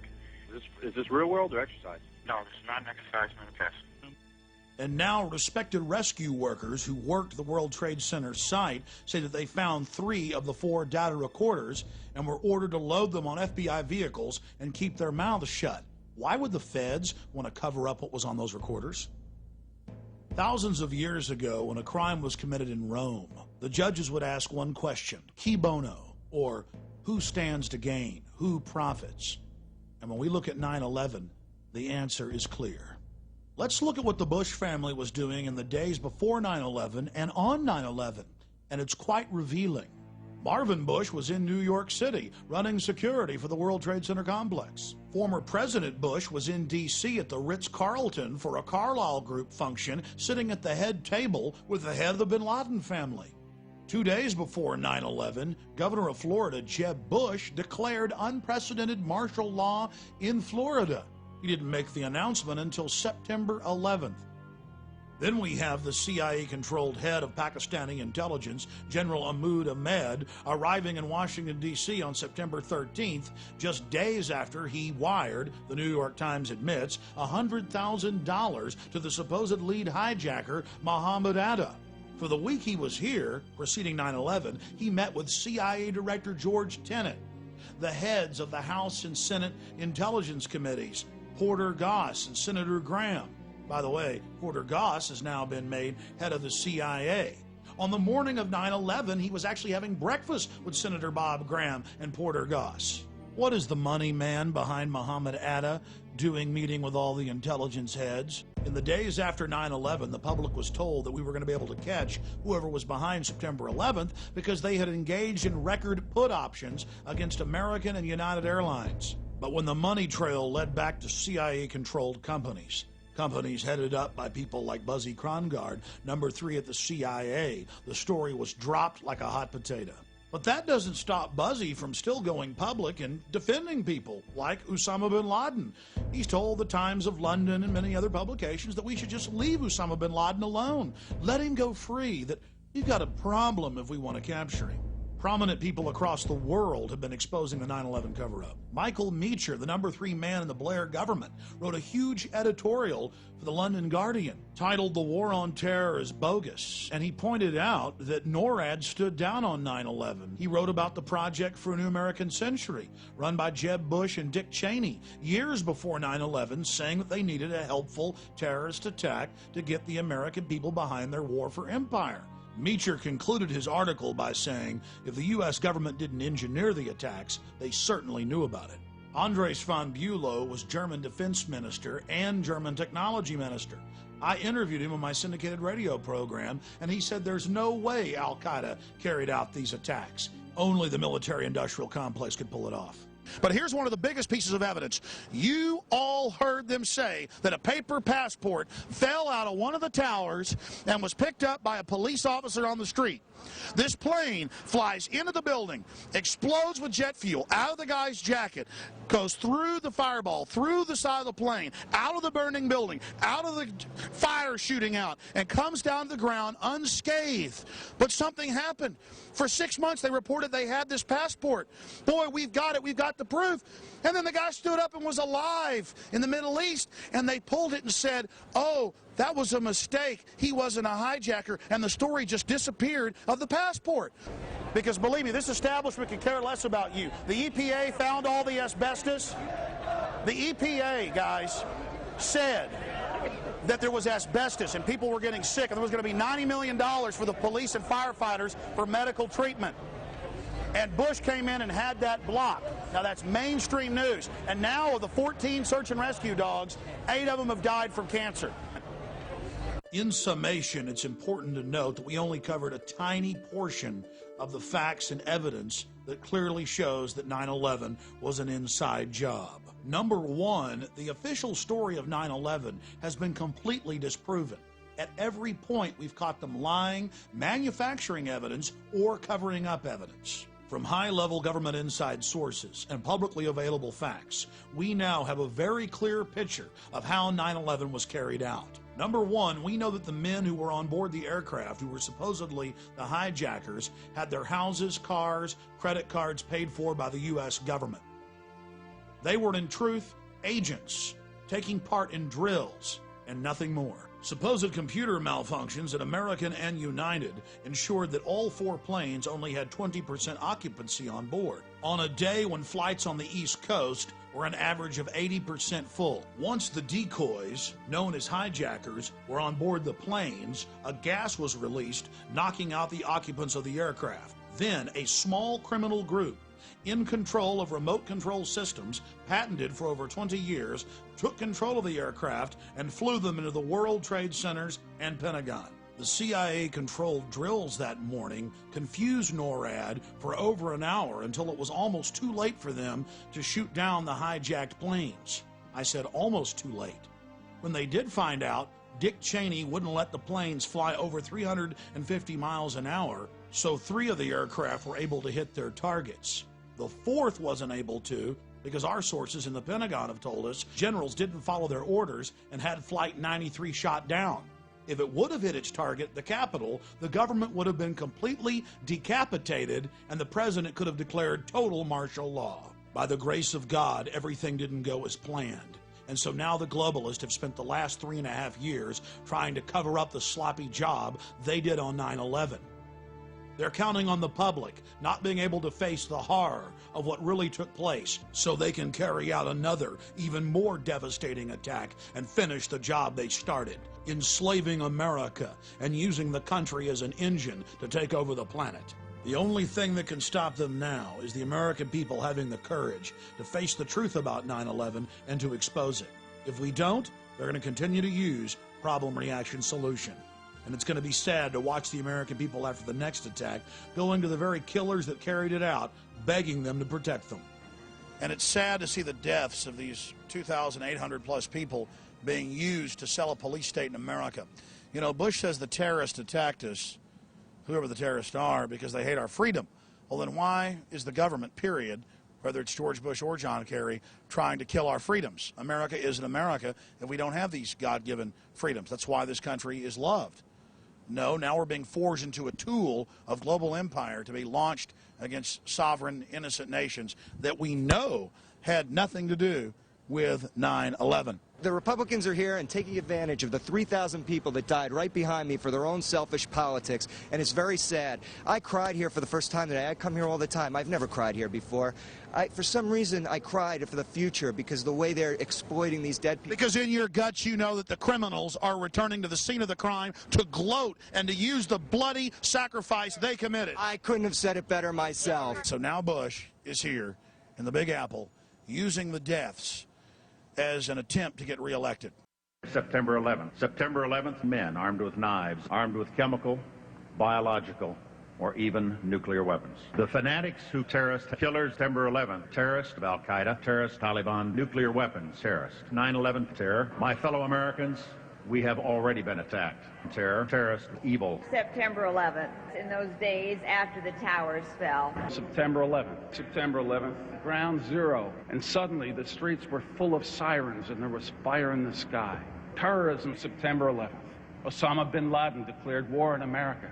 September 11th, terrorists, a walking, talking weapon of mass destruction. Barbaric terrorists for terrorism. September 11th.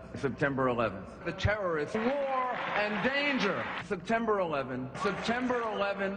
Terrorism. Global terrorism. The horror. Terrorism. The terrorists.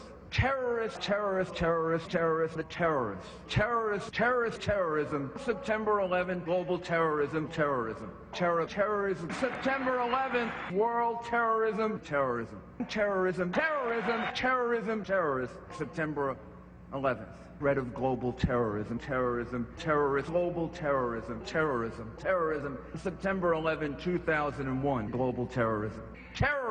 Global terrorism. September 11th.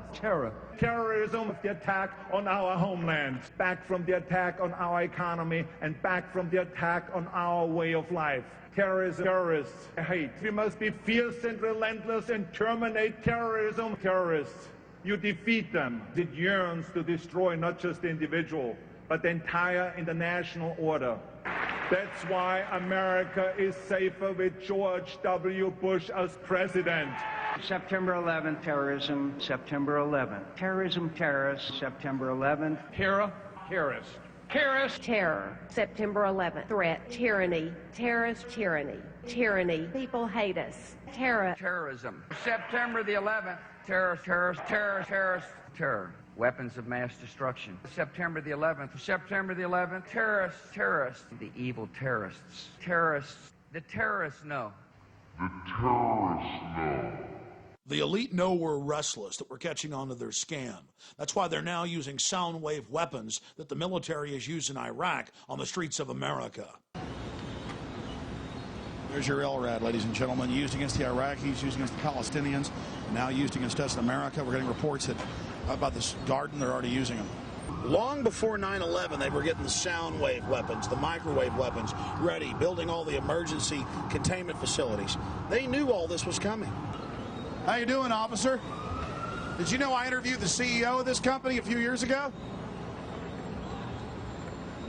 Our boys are using these in Iraq, aren't they? No comment. Ask all questions to DCPI, Commissioner Paul Brown. I'm from Austin, Texas. Are those the guys in the white outfits? Right. Do you know what those are? What? Those are sound wave weapons they're using in Iraq. They can burst. Oh, it's because now they're out here to be used. Police. What do you think of it? I don't know anything about it. It might be necessary, but I doubt it. I think everyone knows it's a peaceful protest. So. Yeah, I mean, well, the point is that these are things used in Iraq against enemies, and now it's being used right here in America. Now that the government in general considers the American people enemies of the state, defense contractors have a whole new lucrative market, selling high-tech weapons normally sold to the military to the police. We're on our way to a protest that's unauthorized, not permitted. They've been arresting people by the thousands, and we're going to cover it. Of all the hundreds of huge protests we've seen, a small group broke off with a unpermitted march and is moving down towards Madison Square Garden, or MSG as New Yorkers call it. Now notice as we walk here that the roads have all been pinned conveniently ahead of the march. So tourists, anybody that's in here, to be arrested, and we are now inside the pins. And look at them hurting us. Look at their cars hurting us. I wonder if it'll be like Monday night. I wonder if they'll run horses and mopeds into us. 11:35. If you're here at 11:35, they will arrest you. But I'm sorry. They're hardly letting people out. They're opening up the pens a little inch to let people slowly trickle out. So and now we're getting in trouble for letting y'all know. Well, that little story about how they were going to arrest people really worked. Look, everybody's leaving. Police then went in with barricades and broke the protest up into 4 different blocks and randomly arrested innocent people. It was the same story over and over and over again, and police brutality was completely out of control. Reporters for Reuters, the Associated Press, student reporters, tourists, even an American Spectator reporter was arrested and taken to Pier 57. Look around you. Prison is being built. A high-tech, cashless society control grid. We're now going to explore the ruling elite in the world today and what their driving ideology and philosophies are. We'll also look at their minions, the people that slavishly serve them.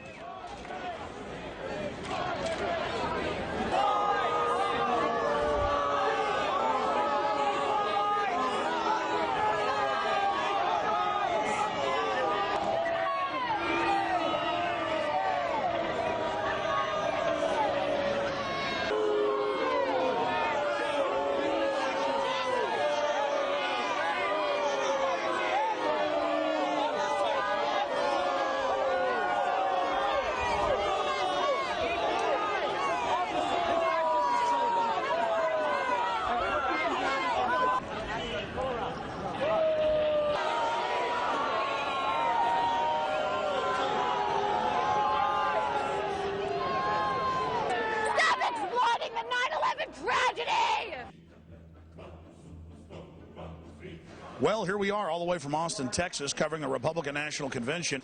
What we're seeing here is Skull and Bones coronation number 2. Well, down here you can see the CNN staff, Bush Light. They love the president, put out all the propaganda. They also worship Kerry. So does Fox News when it comes to worshiping Bush.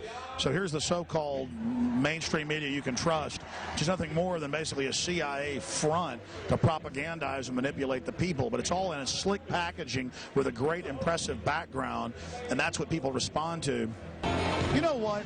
I bet most of those so-called Texans down there from that Texas delegation aren't even first-generation Texans. They're just as phony as George W. Bush is. A guy who is from Kennebunkport, Maine, whose daddy speaks with a perfect Atlantic accent. People who were Tories back in the Revolutionary War. They came down carpetbagging to Texas when George was a little boy. And now so many Texans and phony Texans have been sucked in by this and just love the whole motif. But again, it's form over substance. It's the packaging. Yeah, I'm a slave. I'm happy about it. I'm proud of it. I've decided to just join the New World Order. I've decided to just go along with it and have a good time. The media has really been covering Skull and Bones lately, how Bush and Kerry are both members. Are you aware of that organization? I am not. Does it concern you that they both were in the same fraternity in college and just 2 years apart? No, it does not.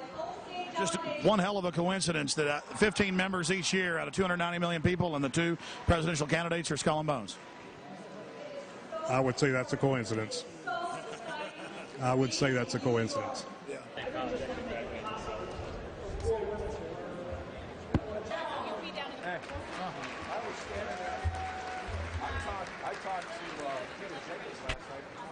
What do you think about Bush and Kerry being cousins and members of Skull and Bones? Excuse me? Did you know Bush and Kerry were cousins? Kissing cousins or what? They really are cousins. They really are. There's only 15 members of Skull and Bones each year out of 290 million Americans, and both of them are Skull and Bones. Certainly you're aware of that. Oh, well, why wouldn't you be? Talk to Bill O'Reilly. He'd have that answer. I know he would. Well, but I'm not talking to Bill O'Reilly. What do you think? Yeah. We need to talk about it. I mean, him and Kerry are cousins. They are members of Skull and Bones. The question is, would he be a Skull and Bones guy today? I mean, you know, people do crazy things when they're young. Well, his dad was a Skull and Bones, and his dad. It's in politicians' autobiographies. You know, it's in the encyclopedia. And it was called the Illuminati. I remember reading about the Illuminati in the 60s, late 60s, when Hal Lindsey came out with a book, The Late Great Planet Earth, and everybody's going to get raptured and go to, you know, and so kids were walking around talking about that theory, and then the Illuminati book came out, or a number of them came out, and it was one world government, one world money system, one world religion. That's all coming now. Oh, it is. Conspiracy theories never work. I mean, look at... Well, every time I bring it up, somebody says, oh, you think it's a conspiracy? No, it's a real group. I want to know what you think.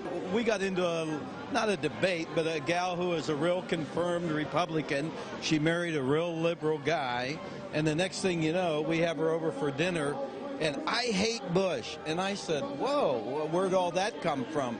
And she got right down to... you know, all the things of all the presidents being involved in this society, all Masons, and that was her whole base. And I hate Bush, and Well, then how could she hate Bush? Because Kerry's a member. Well, yeah, that's a good question. A lot of people aren't going to know what Skull and I don't really know what it is. I know he was a member of it. It's some secret society, and it's so secret I can't talk about it. Yeah. By the way, you better watch yourself. You know what I'm saying? Because if there's anything to it, you're a marked man. You guys have a good night. Well, I'll tell you what, you're in the right place to be safe. You were both in Skull and Bones, the secret society. It's so secret we can't talk about it. What does that mean for America? The conspiracy theorists are going to go wild. I'm sure they are. I don't know. I haven't seen the web. Number 322? First of all, he's not the nominee. And, look, I look forward... Are you prepared to lose? No, I'm not going to lose. You both were members of Skull and Bones, a secret society at Yale. What does that tell us? Not much, because it's a secret. Is there a secret handshake? Is there a secret code? I wish there were something secret I could manifest. 322, secret number? There are all kinds of secrets, Tim, but one thing is not a secret. I disagree with this president's direction. Most people don't know the Order of Skull and Bones at Yale is simply one chapter in a larger global organization known by many as the Illuminati. Its symbol is a skull and crossbones and the number 322. Skull and Bones is the name used by the uninitiated or non-members. The true name of the organization is the Order of Death or the Order of the Death's Head. George Bush and John Kerry have both been initiated in the same way. They swore an oath to the tomb, to the order of death above all others, and to wage eternal war against all of humanity. In April of 2001, ABC News was able to get a few minutes of video of a small portion of the ritual that's conducted outside in a courtyard. What they witnessed was macabre, chants of death equals death and devil equals death, accompanied by mock human sacrifices. President Taft was a prominent member of Skull and Bones, and in 1900, he became the first president to visit Bohemian Grove in Northern California, a satellite of Skull and Bones. For 3 generations, the Bushes have been members of Skull and Bones, and for 3 generations, they've traveled to Northern California and the Bohemian Grove. There are many prominent foreigners, like German Chancellor Helmut Schmidt. Ronald Reagan, Richard Nixon are pictured here in 1957 at the Bohemian Grove. Both men wrote about the organization in their public memoirs. Schwarzenegger is a reported visitor to the Bohemian Grove, as well as former President Jimmy Carter.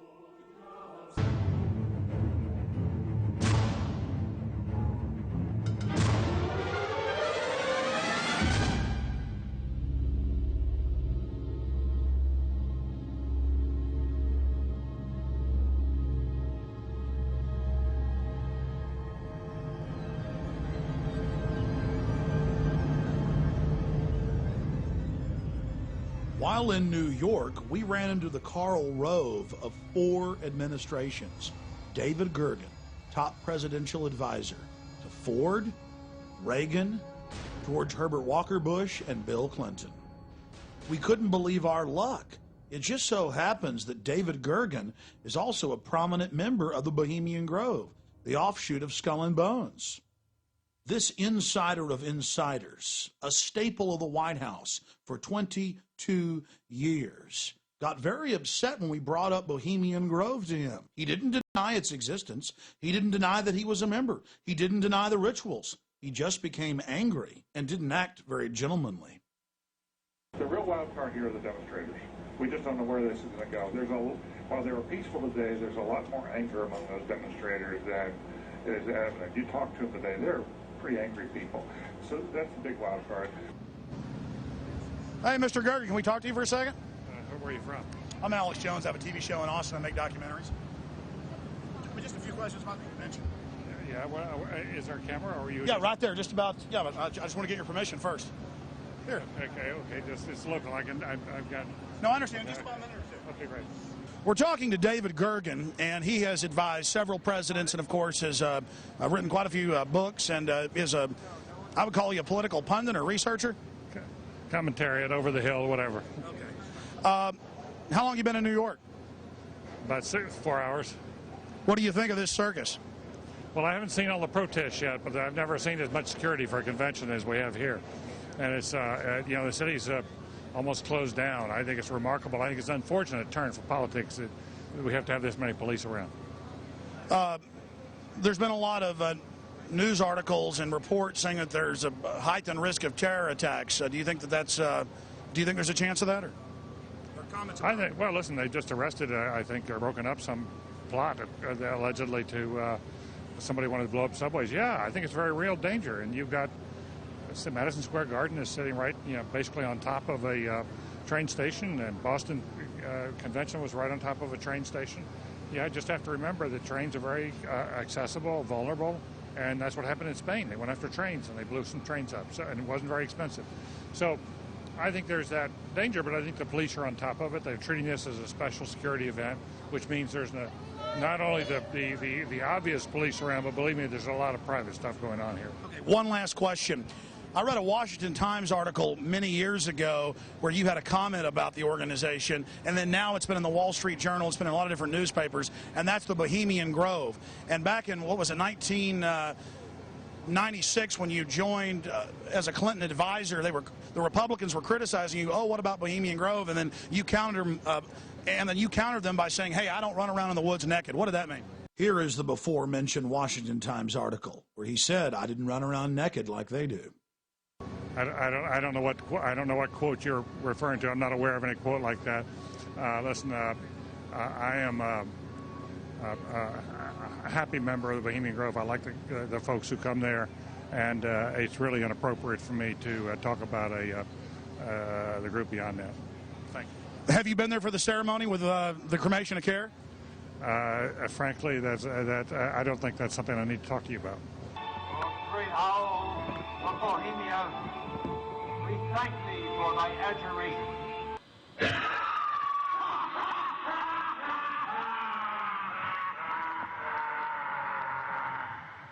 Have you been there for the ceremony with the cremation of care?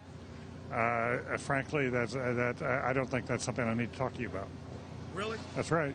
Well, I'm Alex Jones, and I snuck in there in 2000. I'm the guy that blew it wide open and got the video. It's been on national TV. Well, I disrespect you for that. You do? I do. But it's a lot of big public officials going in there. Don't we deserve to know? I don't know anything about you, and I don't know anything about your film. But if you go in there with an understanding, you violated that understanding by releasing that film, and I don't respect you for that. Really? But we have public officials. I'm sorry. You took an understanding when you went in there that you would not do that film. And did you have an understanding when you went in there? No. Did you crash it? Yes. Yeah, and it has no trespassing signs there too, doesn't it? No, they put them up after. Oh, I'm sorry. Just walked in. I'm sorry, sir. I've been there before. I know what the circumstances are, and I'm sorry you violated the understandings. That was not a gentlemanly thing to do. But what about the ritual? Is the ritual genuinely?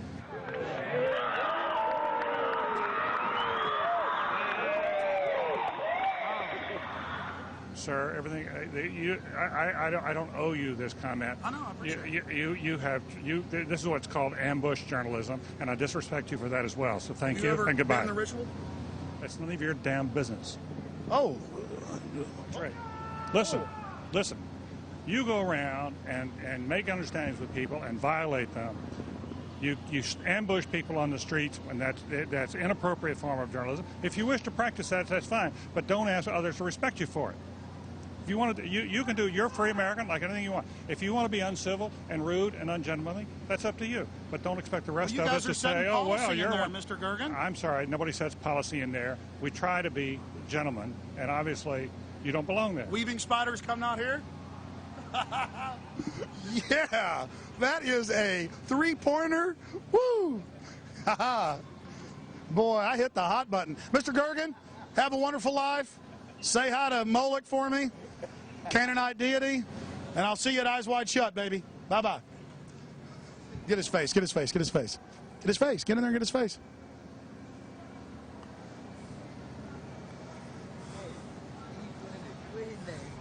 David Gergen. David Gergen says that we're angry? The real wild card here are the demonstrators. We just don't know where this is going to go. While they were peaceful today, there's a lot more anger among those demonstrators than is evident. You talk to them today, they're pretty angry people. So that's the big wild card. Thank you, and goodbye. Been in the ritual? It's none of your damn business. It's none of your damn business. Oh. That's right. Listen. Just look at him. That's a face keeping a lot of secrets.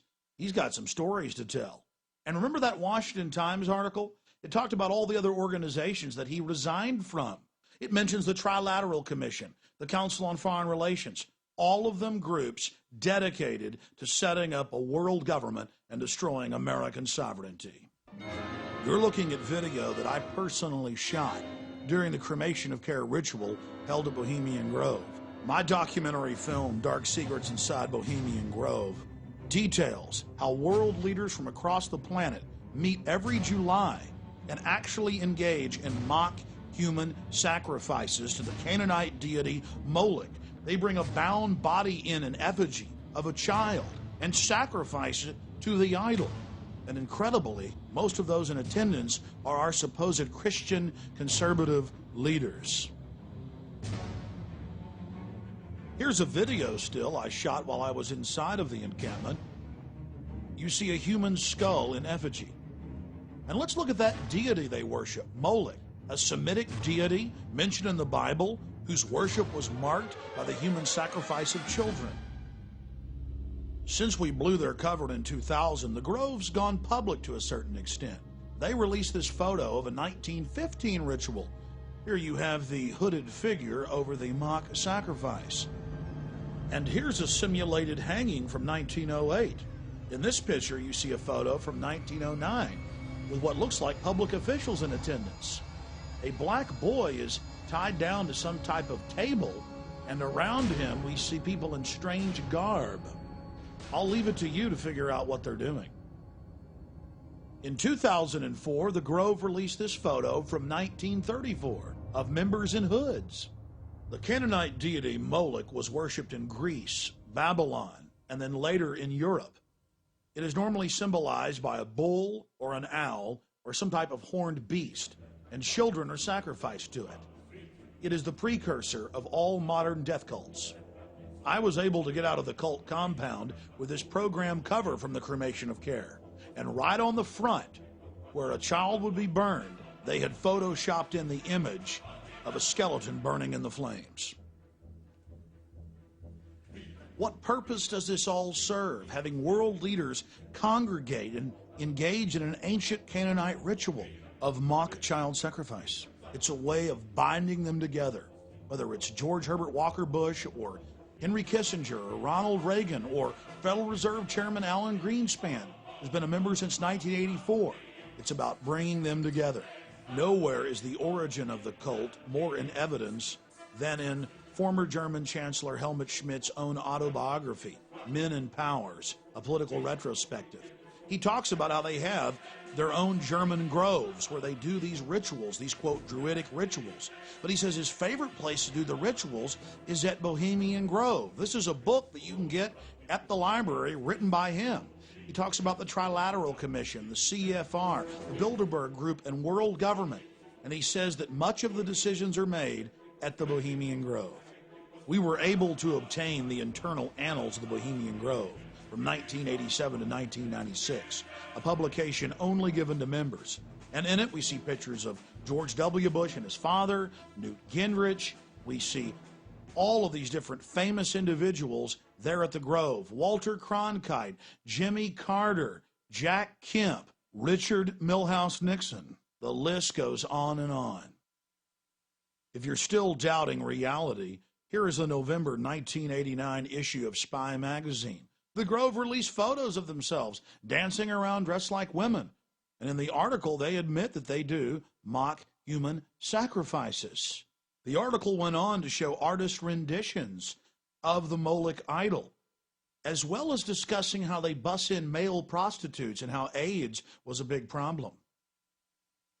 Then a New York Post article in July of 2004 reported how a top gay porn star serviced the moguls at the Bohemian Grove. This 1914 Bohemian Grove annal has a swastika on its cover, and inside it talks about how they're a German death cult founded by the Illuminati. But some of you are saying, wait a minute, the Nazis invented the swastika. That was their symbol. You're talking about 1914 and 1920. My friends, the swastika was used by the Buddhists. It was used by Native Americans. It is a sun symbol, and it was used by Druids in Europe thousands of years ago. In the 1920s and 30s in the U.S., it was a symbol of good luck, like a horseshoe. But for the Nazis and members of the Bohemian Grove, it was a symbol of power. And Adolf Hitler was obsessed with the occult. The roots of Nazi Germany grew out of groups like the Thule and Thule Society, organizations obsessed with black magic, which themselves sprung from older organizations like the Illuminati. All of these groups corresponded and called themselves Orders of the Death's Head. Adolf Hitler was a member of the Thule Society. Here you see one of their publication covers from 1919. He took their symbol as the signet of his party. It has been reported that after Madame Blavatsky died, Aleister Crowley became the head of the German Illuminati, also known as the OTO. Aleister Crowley was called the most evil man alive because of the bloodthirsty rituals he engaged in. It's important to note that both of his children died in questionable circumstances. So should we be surprised that the leader of the Third Reich, who killed millions of people, was an adherent of both of these sickening individuals? The Waffen-SS were the henchmen of the Nazi Party, and they wore an aluminum or silver death's head on their hats. Here you have a famous field marshal of World War I, and adorning his headdress is a death's head. In reality, all of Hitler's actions were nothing more than a manifestation of the deepest and darkest dreams of the Order of Death. And remember that the Order of Skull and Bones of Bohemian Grove are nothing more than offshoots of this global movement. The Nazis wore a skull and crossbones on their hats. Compare that to the skull and bones symbol. And beneath that, an early Nazi Party medal, not just with a swastika, but the 32 or 322 of skull and bones. We see these symbols throughout Nazi culture, especially on their icons and standards. Hitler believed that they drew power from these symbols, and he publicly talked about it. Here is an official photo taken from the Presidential Library of George Herbert Walker Bush, showing him standing with his classmates. And there it is, the Order of Death symbol, the skull and crossbones with 322 beneath it. Would it surprise you to know that one of the chief members of Bohemian Grove, Thomas Watson, was also an adherent of Adolf Hitler's ideology, and that international business machines were integral in controlling the death camps?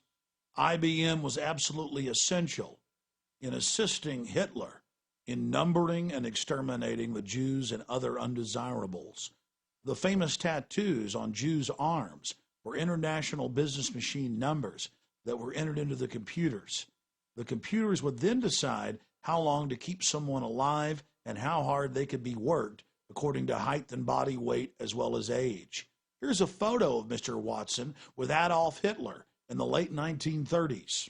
It's not a coincidence that today IBM is the backbone of national ID card technology in the United States and across the world. Ford and General Motors were also involved in the Nazi war machine right through the war, and not one of these robber baron industrialists was ever prosecuted. Here is the international business machine that calculated the deaths of millions. The modern Olympic symbols have nothing to do with Greece. They were drawn and designed by Adolf Hitler, and we still use them today. The Order of the Death's Head symbols are all around us, but the general public is too blind to see it. Now we will explore how the American branch of the Illuminati aided and abetted Adolf Hitler, and how the Bushes were the first family when it came to treason. I've been an investigative reporter and a journalist for 35 years. I've worked in every major media market in the United States, and I've written for more than 100 newspapers and magazines nationally and internationally. So last September 17th, I became the first journalist in U.S. history to go to the U.S. National Archives and the Library of Congress and pore over the thousands of pages of documents in both places to prove beyond a shadow of a doubt or any refutation of the facts that Prescott Bush, the grandfather of George W. Bush, and George Herbert Walker, his maternal great-grandfather for whom his daddy is named, were Nazi traitors to the country who should have been tried for treason. 2 weeks ago, in early August, a major world newspaper, The Guardian of London, finally got on the story internationally, and they flew a renowned reporter of theirs named Duncan Campbell over to Washington to take me back to the archives and Library of Congress so that they could verify that these explosive documents were real and I didn't have forged copies.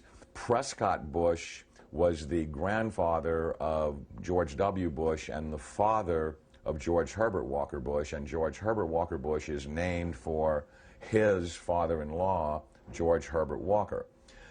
Prescott Bush graduated from Yale in 1917 and was in Skull and Bones with E. Rowland Harriman, who was the younger brother of W. Averill Harriman. The Bush family really had nothing going. They were essentially social climbers and opportunistic people. At the time that Prescott Bush met Dorothy Walker, he was a tire salesman. And George Herbert Walker, as all fathers do when their daughter's going to marry someone, said in his heart, you know, it's not an appropriate thing socially that my daughter marry a tire salesman. So he brought Prescott Bush first into Brown Brothers Harriman and then Union Banking Corporation. In actuality, it was anything but a bank. It was essentially a Nazi money laundering operation that had a lot of tentacles into a lot of different other businesses. They owned a shipping line called Hamburg American Line, for example, which was the first Nazi front business seized, although the line was no longer operational in 1942. In the early 1930s, it transported Nazi spies into the U.S., and then their promotional ads offered cash rewards to any American citizens who would go back on Hamburg American Lines and proselytize for Hitler. 8 months after the U.S. had entered the war, the New York Herald Tribune ran a front-page article, Hitler's Angel has $3 million in U.S. bank. And it caused a major scandal and just rocked the world of politics. Brown Brothers Harriman, which George Herbert Walker and Prescott Bush were affiliated with and partners in, worked with I.G. Farben, which operated Auschwitz. Prescott Bush, he did a number of things that were not only anti-American but were pro-Hitler, and he did all that he could to proselytize for Hitler and the rise of his Third Reich, because the largest client, Fritz Thiessen, of his patron, W. Averill Harriman, dictated what kind of behavior he would practice to enhance his own career. So he was put on the board of directors of Union Banking Corporation, and he was also a shareholder in Union Banking Corporation along with E. Rowland Harriman. But what's interesting about what the documents show is that they clearly state that all of the shareholders were phantom shareholders for Fritz Thiessen and did his bidding directly. So the point I'm making is it's not as if they bought these shares of stock as a passive investment to hopefully profit from the war. They were directly doing the bidding of the individual who built the Nazi war machine.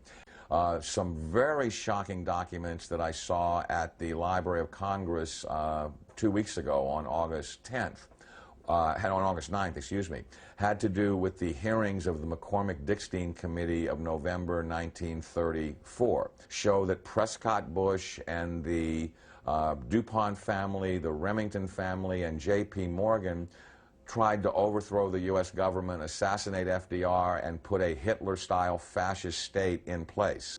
I have in my possession testimony from the McCormick-Dickstein Committee in November of 1934 by one of the fascist plotters that they were going to follow Hitler's model exactly and impose martial law on the United States, round up unemployed people that were worthless to the economy and troublemakers and Jews and put them into internment camps.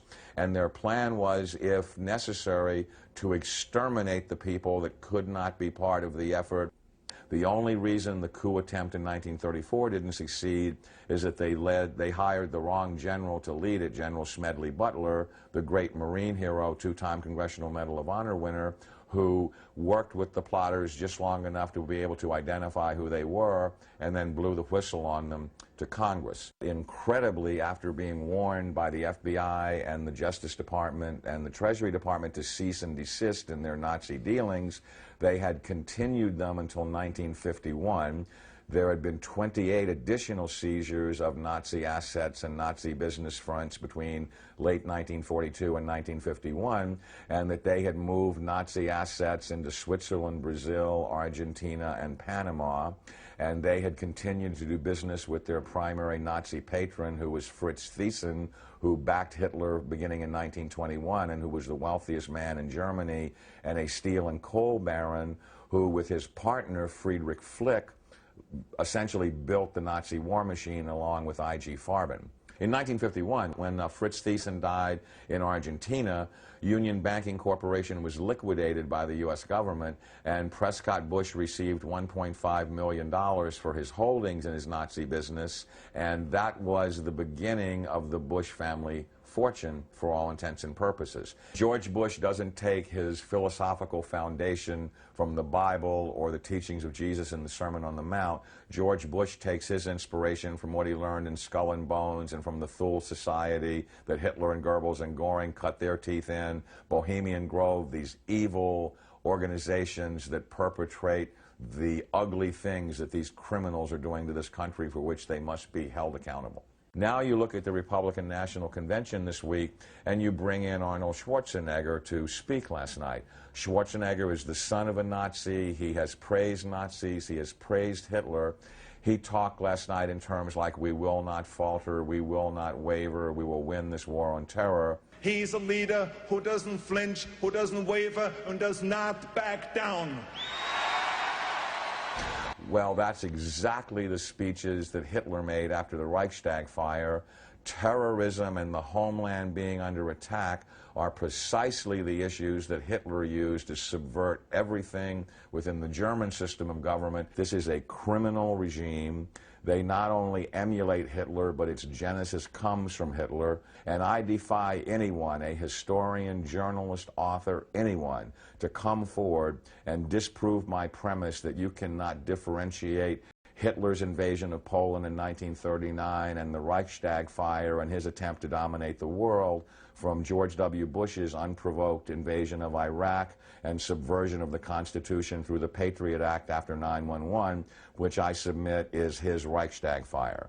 Karl Rove and his minions are every bit the masters of propaganda that Joseph Goebbels was. They literally took lessons from Goebbels and Goring about how to create such brilliant propaganda that unreality can become reality, and reality can be subverted to fantasy, political subterfuge right before your eyes. So there's just an endless broken record that is leading up to the present era, that the Bush family has had a single goal for 100 years, which is to become the most powerful family on the planet and to rule the world. And they are on the verge of doing that under George W. Bush. It's critical that every citizen of this country rise up and do something, because the day of reckoning is at hand, and these people are Nazis. They are practicing Nazi philosophy. They are mimicking Nazi tactics, and time is running out. And now it's being reported that the architect of the Bush administration's policies, Karl Rove, is the grandson of Karl Rover, a Gauleiter or governor over an entire state in Nazi Germany. Pulitzer Prize-winning journalist Bob Woodward, reporting on a Bush rally, said that Karl Rove likened the meeting to a Nazi rally. Now the Bush-Rove-Schwarzenegger nexus is promoting worldwide war in the name of America's safety to stop the threat of terrorism. The same secret society that funded and supported Adolf Hitler is now supporting a move towards world government, and Karl Rove is out there on point pushing Arnold Schwarzenegger for president. Today. We don't know what to make of the fact that he seemed to be somewhat part of the winner's circle, do we? We don't know why he was so much in evidence today. Well, he's the Republican governor of the most populous state in the Union, who is very supportive. He's an old friend of 41's. The San Francisco Chronicle reported the decision to have Arnold run was made by Rove at the Bohemian Grove. You've got to hand it to the political wizards. Tens of thousands of Republicans at the RNC praising and chanting for a man who's for open borders and rabidly against the Second Amendment, but they've been told to worship him, so they are. This isn't the first time we've been fooled by foreign usurpers. There was another interesting meeting in Madison Square Garden back in February of 1939 by the Bund, or the American Nazi Party. At the very same venue where Bush and Schwarzenegger gave their speeches in 2004, the American Nazi Party promoted the vision of Adolf Hitler. In fact, the Nazi Party in America was very, very popular. The people hadn't yet seen the danger, because while the American people slept, Nazi agents like Prescott Bush were working overtime for the right. And Arnold's father, Gustav Schwarzenegger, was busy too, volunteering for the Nazi Party in Austria when it was illegal and becoming an SS officer. And Karl Rove, reportedly his grandfather, again, was a Gauleiter, or a governor, over an entire German state. Mr. Fitzhugh.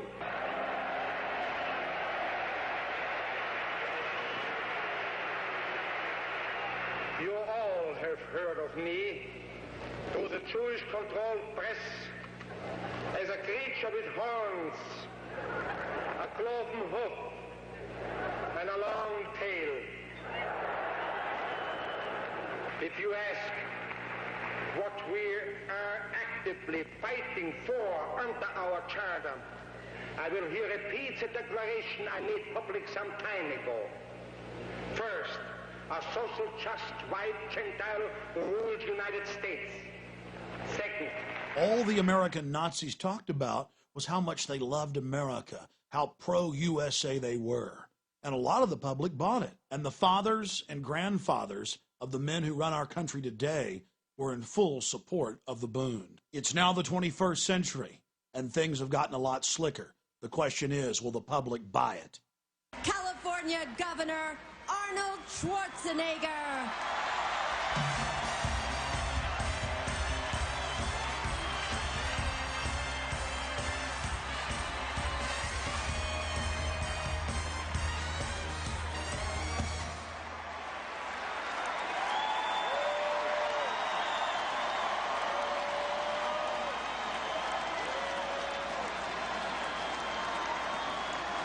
Thank you.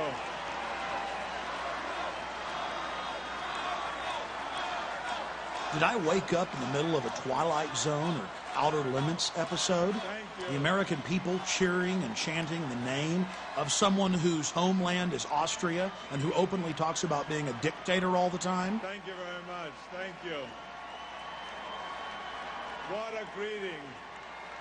Arnold wants to be our leader, our Fuhrer. And as American citizens, we have a right to expose him. And that's what we're about to do. From CBS's 60 Minutes to NBC's Meet the Press, Arnold has been all over the airwaves, pushing for amending the Constitution so he can run for president.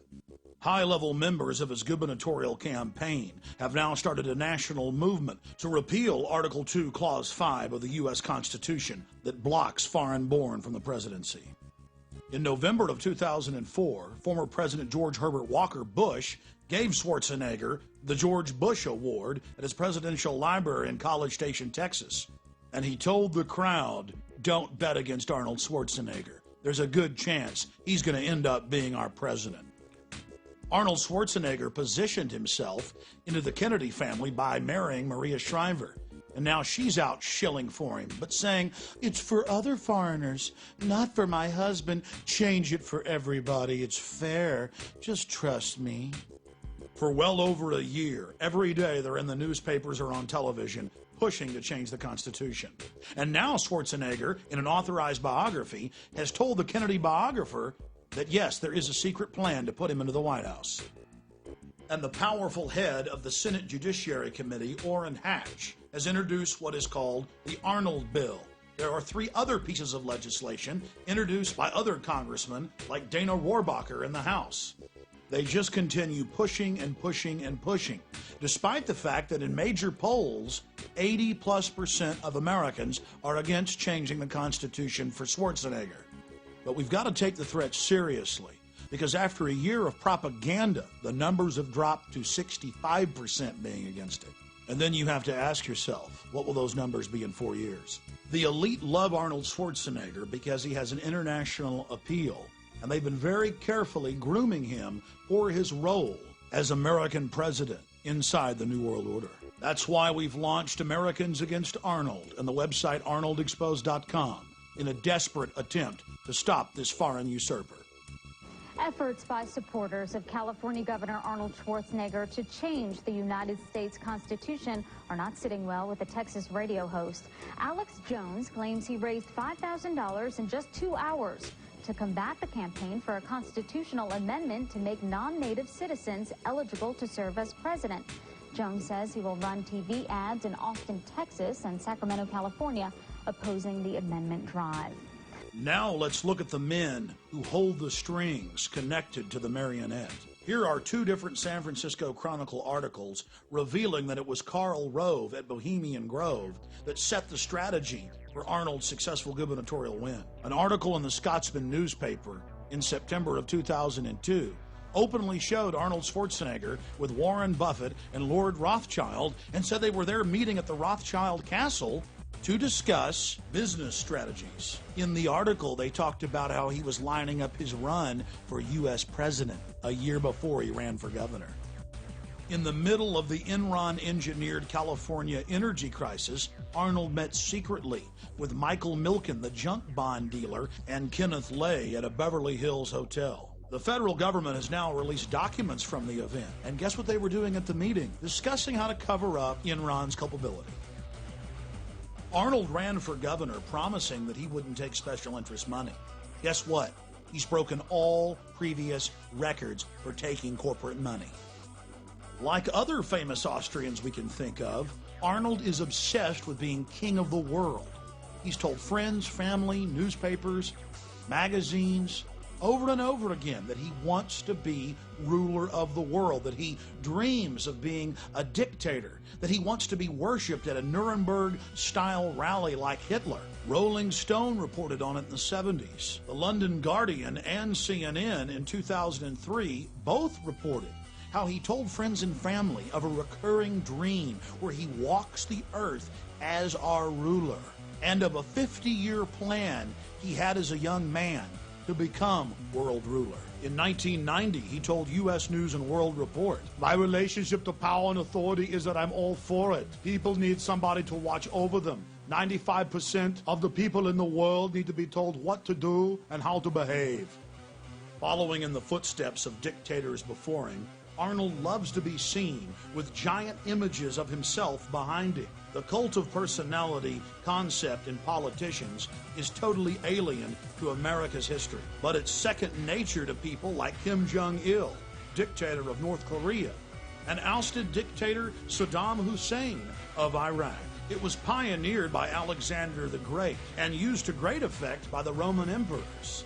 Hitler and Stalin just loved it because it made the people feel insignificant. In the dystopic novel 1984, huge portraits of Big Brother stare down on the slaves. But after all, Arnold's just going with the times. Now across the United States, we've seen these giant billboards with George Bush's picture on it, paid for by his supporters, that say, "George Bush, our leader." President Bush has done something that no American president has ever done. He likes to prance around in military uniforms, reminding us of where his power comes from. We should all be concerned that our president is dressing like Saddam Hussein, Fidel Castro, Mao Zedong, and Adolf Hitler. And Bush loves to be seen in uniform with lots of troops behind him. But so does Arnold. Here is Schwarzenegger giving the fascist salute in one of his bodybuilding poses.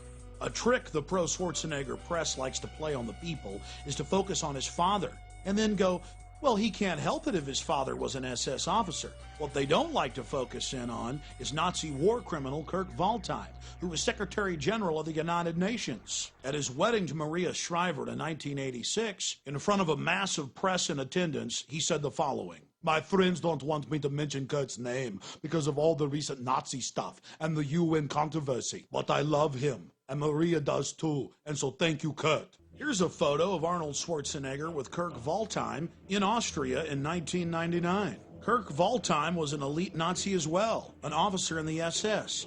He hunted down American soldiers in Serbia and killed them. An article in '92 in Spy magazine reported on how Arnold liked to give away recordings of Adolf Hitler to friends in California. It also reported on how he loved to give the Sieg Heil salute. Former Mr. Universe Rick Wayne went public and talked about how Arnold loved to call black people the N-word and said they couldn't run or do anything, and how he went on to say that blacks were basically worthless to society. A second champion black bodybuilder, Robbie Robinson, went public. And in his testimony, he talked about a public event in front of thousands of people where Arnold in 1978 began screaming, "Down with the N-words, down with the blacks, subhuman, you people can't run the country." It goes on, but the mainstream media ignores it. Arnold's barbaric treatment of women is legendary, and he's publicly apologized for it. The reason this is so important is it shows a total lack of control. He's a wild man. More important is his love of domination. He loves to degrade underlings. Arnold has never challenged a 2001 Premier magazine article where he reportedly makes unattractive members on set get on their knees and call themselves ugly dogs. He reportedly revels in humiliating people until they cry. Not only is he a man after the elite's own heart, loving to dehumanize, he's totally compromised. If we know about all of these skeletons, imagine how many are still in the closet. In a sit-down interview Arnold gave We magazine, he talked about drug use and sex orgies. The elite just loves that. Total control over their puppet. Then there's all the publicly available gay porn. That's right. In gay porno mags, Arnold's done some spreads. But on top of it, there's the private collections of people like Robert Mapplethorpe, who was a pioneer in hardcore homosexual pornography. One of the biggest problems in Arnold's portfolio of horrors is his admitted use of anabolic steroids. Anabolic steroids, especially heavy use, can permanently change one's psychological makeup. He's also been a poster child for steroid use that has been a ravage on the youth of America. But being a bad role model is nothing compared to the psychological effects that include mania, roid rage, extreme aggression, delusions of grandeur. This is what testosterone and its derivatives cause. It's in the medical handbooks. So let's look at this again. An individual who says he wants to be a dictator, who reportedly hands out recordings of Adolf Hitler's speeches, who openly promotes admitted Nazis like Kurt Waldheim after they're exposed as Nazis and doesn't apologize about it, now wants to be our president. And he's taken a drug that can permanently alter the chemistry of the brain, making you domineering and aggressive and delusional. We're talking about Arnold Alois Schwarzenegger being positioned to be president of the United States, in control of all of our military forces. Think about this compromised individual. In control of our B-2 bombers, our nuclear submarines, our nuclear missiles, our Air Force, our Army, our Navy, everything. You put that together with the police in black uniforms, the ski mask, the Patriot Act. It's a nightmare. And we have the very same elite that tried to bring Hitler to power now pushing Schwarzenegger. It's up to you, America. You better research these facts for yourself and take action to defend our republic from enemies foreign and domestic. In the battle for our liberties and freedoms and our children's future, it's going to be reality, not illusion, that's going to save this country.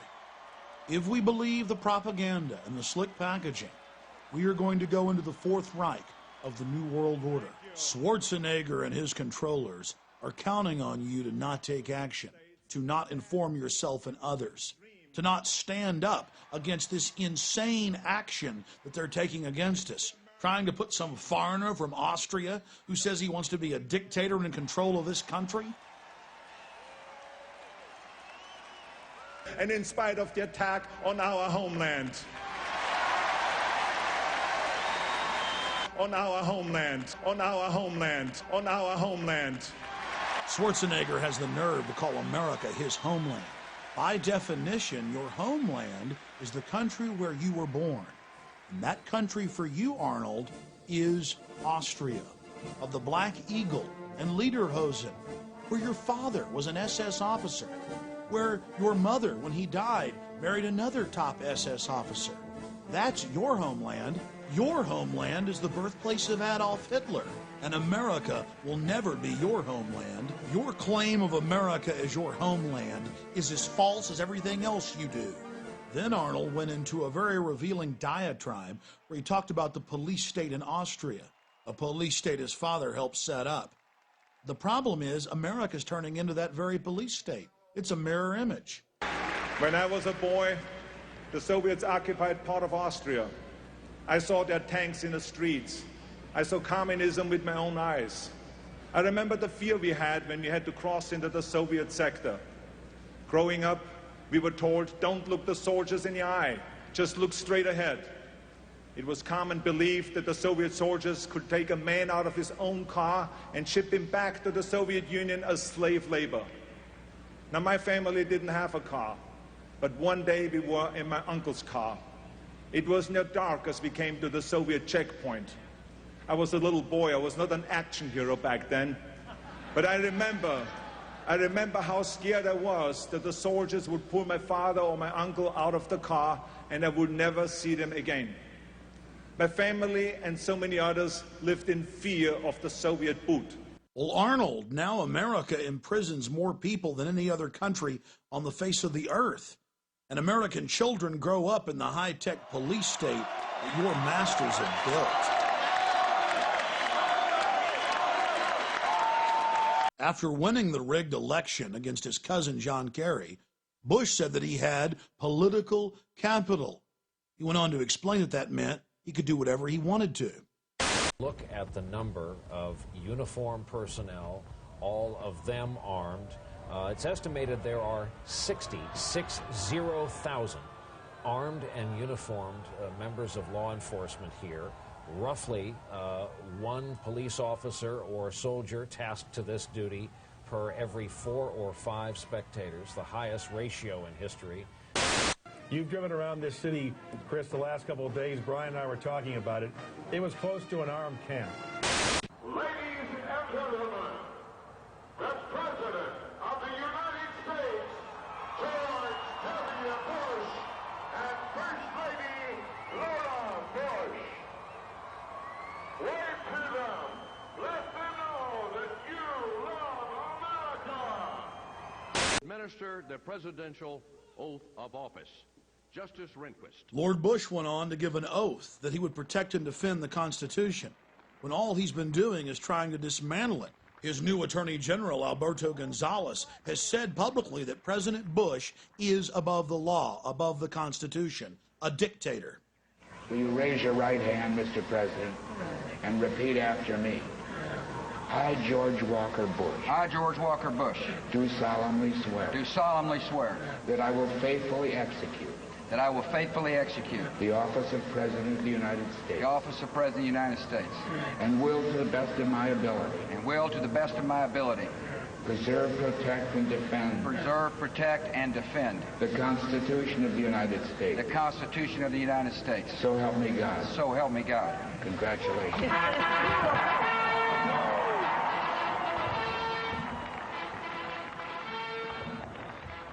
So let's look at what Bush has actually done to the Constitution and Bill of Rights since getting into office.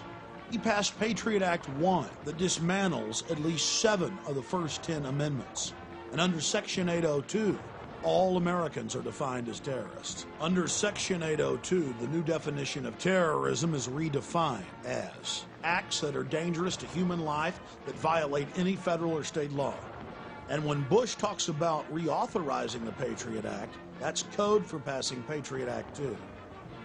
Under the Patriot Act, Homeland Security has visited toy stores over possible trademark infringement. An Army doctor who complained too much was arrested by Homeland Security. Topless bars, zoning disputes, pot dealers. It's all under the Patriot Act. And starting in 2005, all new passports are digitally tracked by an RFID chip. It's easy to get in, but hard to get out. And before he left office, Homeland Security Chief Tom Ridge called for a world ID card.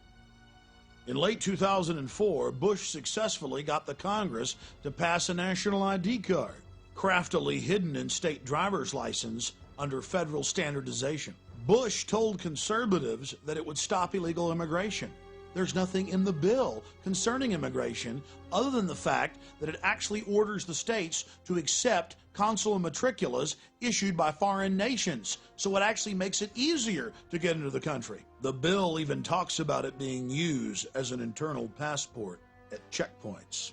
Bush also successfully rammed through the Orwellian-named New Freedom Initiative. This forces every child in America from age 5 to 18 to be psychologically tested twice a year, whether you're homeschooled, private schooled, or public schooled.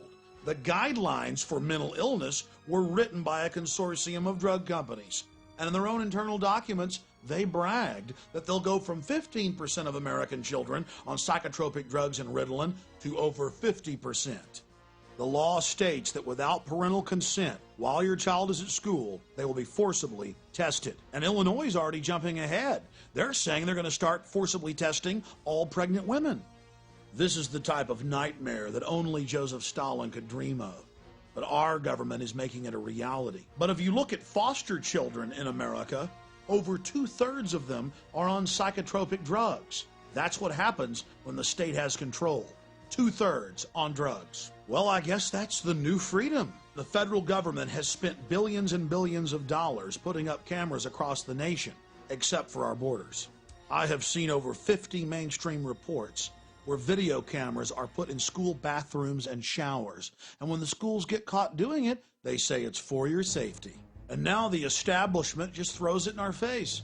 Prepare to be scanned. We track you with your cell phones. We're putting cameras up on the street corners that read all your license plates and track everywhere you go. And we're going to tax you with these new cameras. We're going to put satellite tracker boxes in all your cars and transponders. We're going to tax you by the mile. This is just the way it is, so get used to it.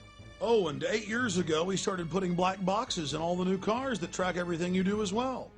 And now industry and the federal government are just calmly saying that soon all new cars will have a camera in them that scan your face as you drive and instantly report back to the police department if you're driving while you're tired or if you're arguing with your wife.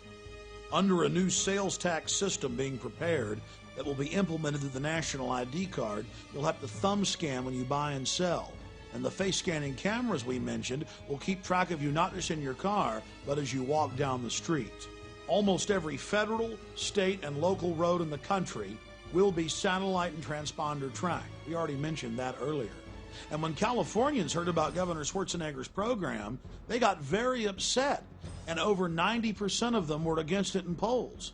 The governor just said, I don't care what you want, we're going to do this. It's going to take the average tax by the mile from 25 cents at the state level to over $3. Read it for yourself. It's the official news reports. Similar plans are being pushed by the feds in all 50 states. But that's just the financial hardship. There'll no longer be any open road. Everything you do will be tracked, chronicled, and traced. Whether it's a large highway or a rural road, everywhere you go will be chronicled. And in middle schools across the country, students are having to wear RFID tags around their necks, tracking and training them how to be good little prisoners. And now hospitals are openly discussing making their patients take implantable microchips. Bars in the United States and Europe make their patrons take chips before they can enter the VIP sections. And now the Mexican Attorney General has forced over 160 of his deputies to take implantable microchips if they want to work in his office. I, Richard Cheney, do solemnly swear I, Richard Cheney, do solemnly swear that I will defend and support the Constitution of the United States that I will support and defend the Constitution of the United States against all enemies, foreign and domestic. Against all enemies, foreign and domestic. It's no wonder that Speaker of the House Dennis Hastert stumbled over the oath as he read it. He's not stupid. He knows that a textbook dictatorship is being set up in America, complete with shadow government that can take control of Congress. Oh yes, now Congress has given its authority up to an unbridled executive branch. There have been other cryptic statements. The outgoing head of CENTCOM, General Tommy Franks, told Cigar Aficionado that if America is attacked by terrorists again, we'll have to suspend the Constitution in favor of a military form of government or martial law. It's abhorrent to American values to have the military involved in any way in civilian life, especially in law enforcement. It's been a staple of Communist China and Nazi Germany, Soviet Russia, and Cuba today, but not America. Why are we following every telltale sign of a police state? We're dealing with a group of predators, an elite that sees us as cattle, as their slaves.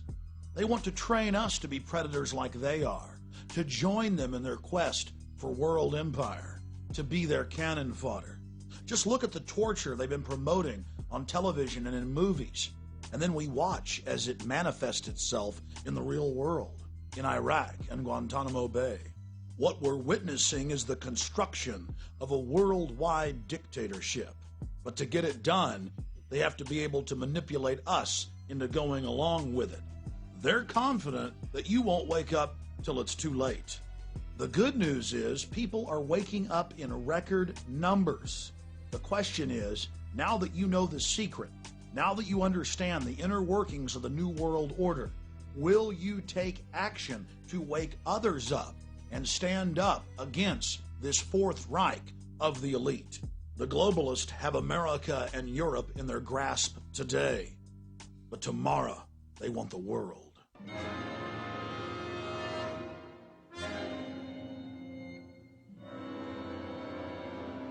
Let us never tolerate outrageous conspiracy theories concerning the attacks of September the 11th. Malicious lies that attempt to shift the blame away from the terrorists themselves, away from the guilty. Conspiracy theories, conspiracy theories, conspiracy theories. The hijackers were instruments of evil who died in vain. Behind them is a cult of evil which seeks to harm the innocent and thrives on human suffering.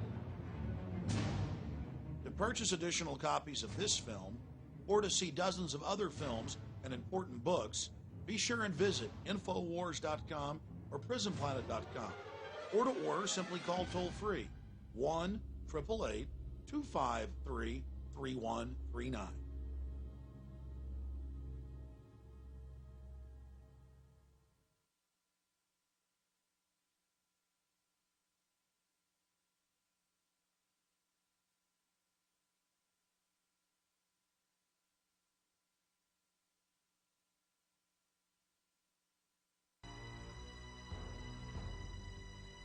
The globalists have been systematically engaging in a massive brainwashing campaign, telling the public that torture is a good idea. And now we've seen the aftermath of torture. The Joseph Mengele-style abuses include killing detainees and harvesting their organs.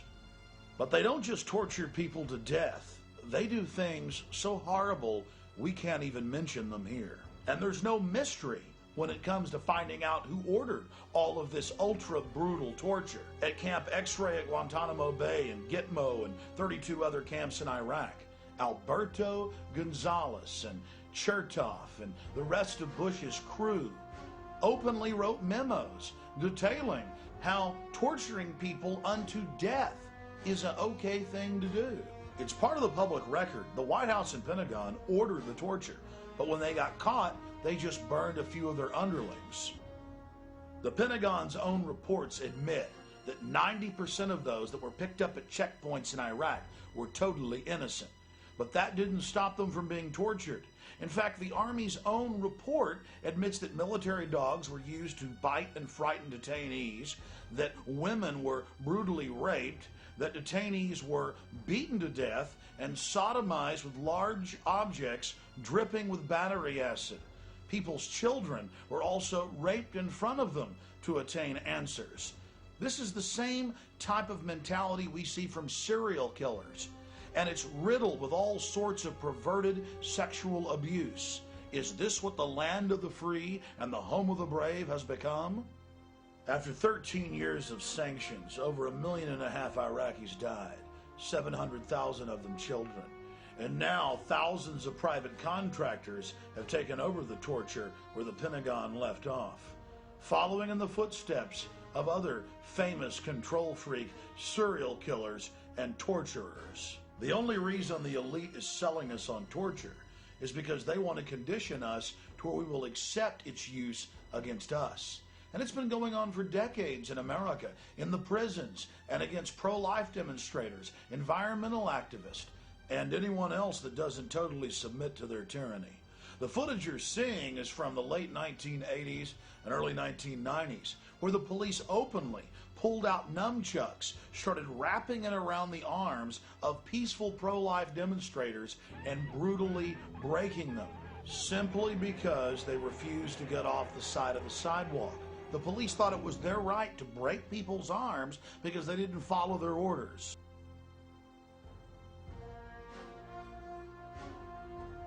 They used nunchucks on the rescuers.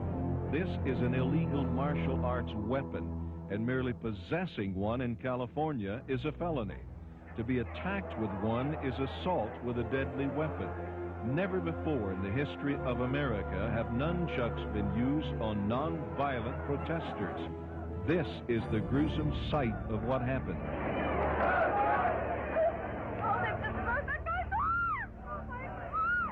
The police, in unprovoked cruelty, wrapped the nunchucks around Michael Hausman's arm and broke it. When lawyers went to federal Judge Tashima to request he order the police to cease using them, he denied the request, saying in so many words that pro-lifers could not prove they were in any danger. I can't tell you what it's like to be lying on the ground with police officers on top of you, using all sorts of torture holds to make you walk. You can't walk even if you wanted to walk. And their sole intent is to torture you. And then listening to the screams of the people.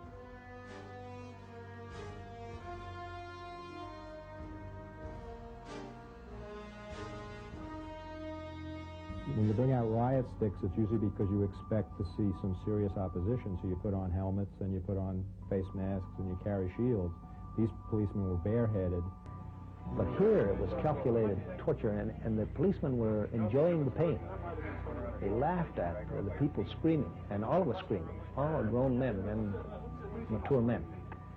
And you couldn't help but scream. What happened was when the two nightsticks squeezed on the wrists, they cut off the nerve ends and the flow of blood, and your hands swelled up to almost twice the size, and they turned black. It didn't matter whether you were a woman, a man, an old person. It didn't matter what your age, sex, or anything, that they were just there. They were going to brutalize everybody. And I think probably to the women more particularly that they were very angry that they couldn't get a young woman like myself to walk. And I could tell that it was a pride issue. This is an important illustration because it shows us how long this tyranny has been going on in this country. And if they can get away with it with one group, they can get away with it against everybody. The fact of the matter is the establishment and its enforcers have been setting the precedent for a long time to torture women in plain view of the public, to use illegal nunchucks and break people's arms. And now in Iraq, they have these big live TV shows with all the people confessing after they've been openly tortured. And in 2005, people they take into hospitals who refuse drug tests are restrained and then tasered repeatedly until they go ahead and urinate in a cup. And there are hundreds and hundreds of examples we don't even have time to cover here. The point is, this is all macabre and terrifying, and the New World Order is conditioning us to accept it. We must resist it.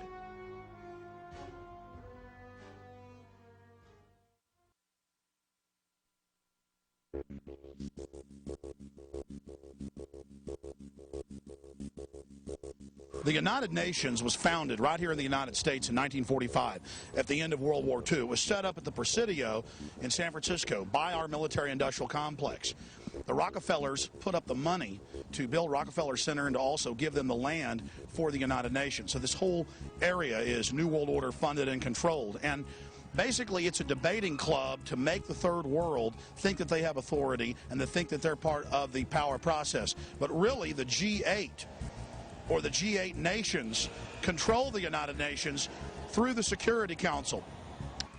We hear the reports all the time. They're in the news where some UN bureaucrat runs over somebody when they're drunk driving in New York or Washington, D.C., and nothing can happen to them. But it gets a lot worse than that. The United Nations has been caught hundreds of times running giant sex rings with kidnapped women and children out of Europe, Asia, Africa, the Middle East. It's a huge business. And right here in New York, they routinely catch these UN officials and even low-level bureaucrats with their own house slaves. Many times it'll be some UN delegate from Asia, and he's got some kidnapped little girl from Russia. So these are the people in here telling you that world government's good and that they need to run your life. And you look at the UN's Charter and Declaration of Human Rights, it says you don't have any rights. It says the UN is the absolute arbiter and authority. And now we see our own government adopting the UN model of governance. The United Nations believes that private property should be in their hands, controlled by them. And when it comes to self-defense, back in 2000 at a UN meeting held here, their organization UNIDIR called for all civilian firearms to be confiscated. In fact, they stated that civilian ownership of firearms threatens the legitimate power monopoly of the state. Now, what's a power monopoly of the state? That's a dictatorship or martial law. And they strive to have governments have the monopoly of power over the people. Remember who was for gun control? Adolf Hitler, Joseph Stalin, Fidel Castro. In every case, if a government tries to disarm you, it's tyrannical. Black Americans couldn't own a gun. Native Americans had their firearms confiscated. Roman slaves 2,000 years ago couldn't own a sword or even a knife. Being disarmed is one of the key hallmarks of a society that's enslaved to its government.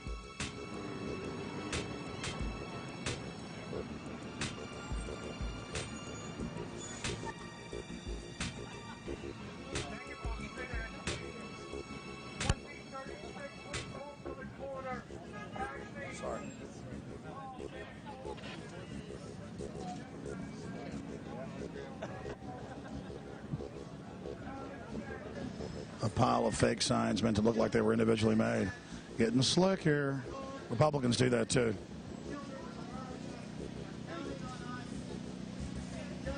See, this is a UN operation.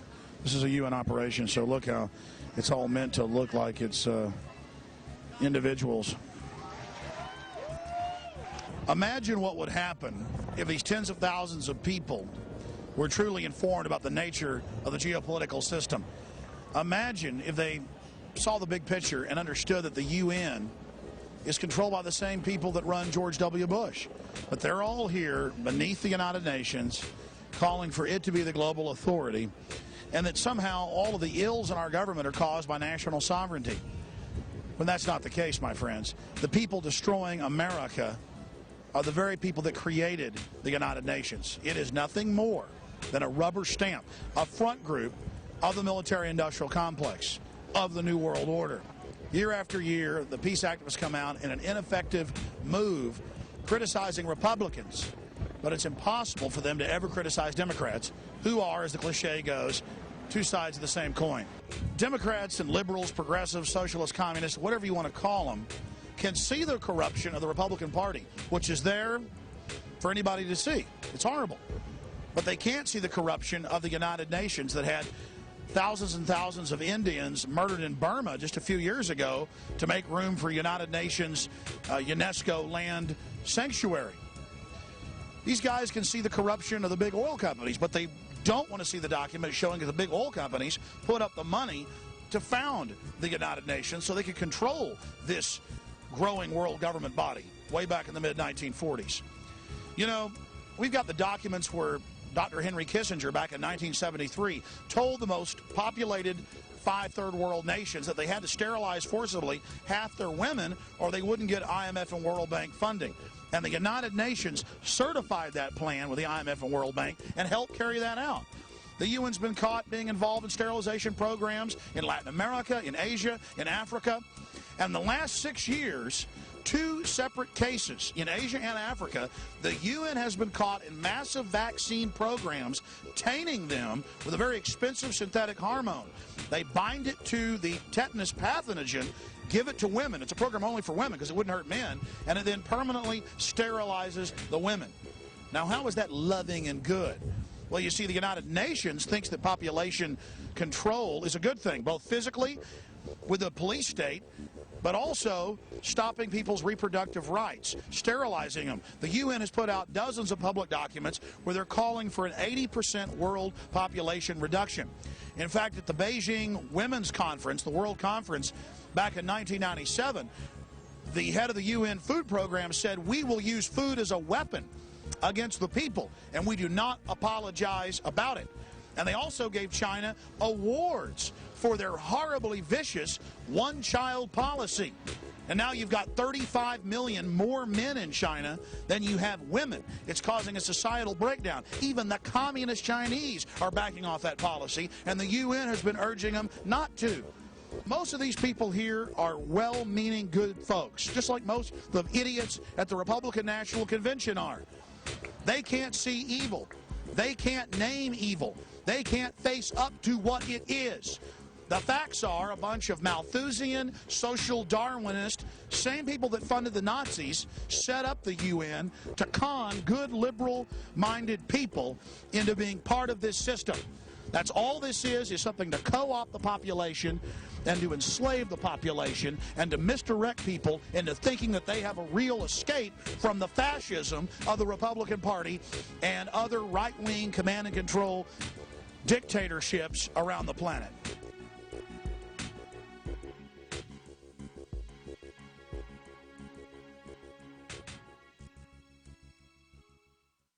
Well, President George W. Bush has won the election, and the elites got their man back in place.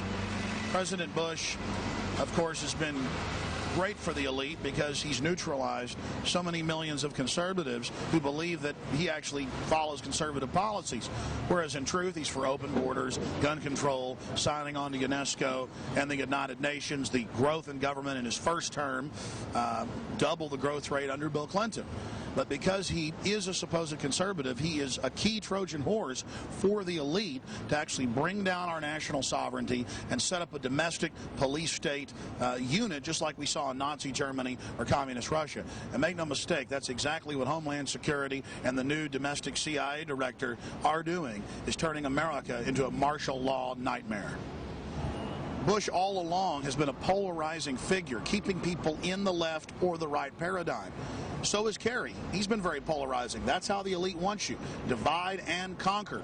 Balkanization. That's what it's all about. So now they've put their Trojan horse, their fake conservative, their neocon, back in office under very questionable circumstances. But either way, they always control the outcome of the election because both the candidates are from the same social clique, the same organizations, and they're related. It was the same clique, the Kerry and the Bush. Okay, what is the option? The people, what do they have to choose? The presidential elections have turned into diversions. The real power is at the county, city, and state level. And that's where we can all, as little people, have an effect and get involved and really change policies. So that's where I suggest people get involved. You know, I authored a resolution over 2 years ago to repeal the Patriot Act, and thousands of other people picked up on it. And my personal resolution has been passed in dozens and dozens and dozens of cities. Parts of my resolution were incorporated into other resolutions and have been passed in over 400 cities and 4 states. That's just so far. I'm sure you've heard about the movement to repeal the Patriot Act at a city and county level. Yes, I did.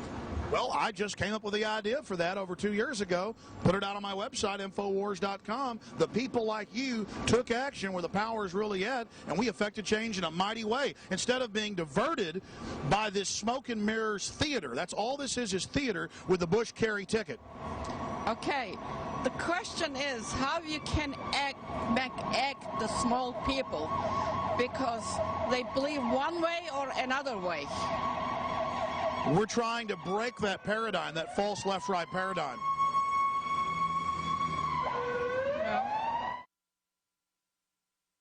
During the protest, we met some great New Yorkers who invited us out for a tour of the city by water in their speedboat. So to add some balance, I thought I'd end the film on a happier note.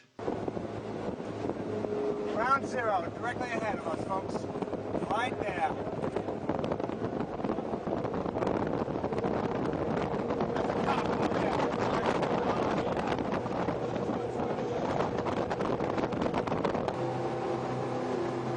150-yard quarantine. We cannot get within 150 yards.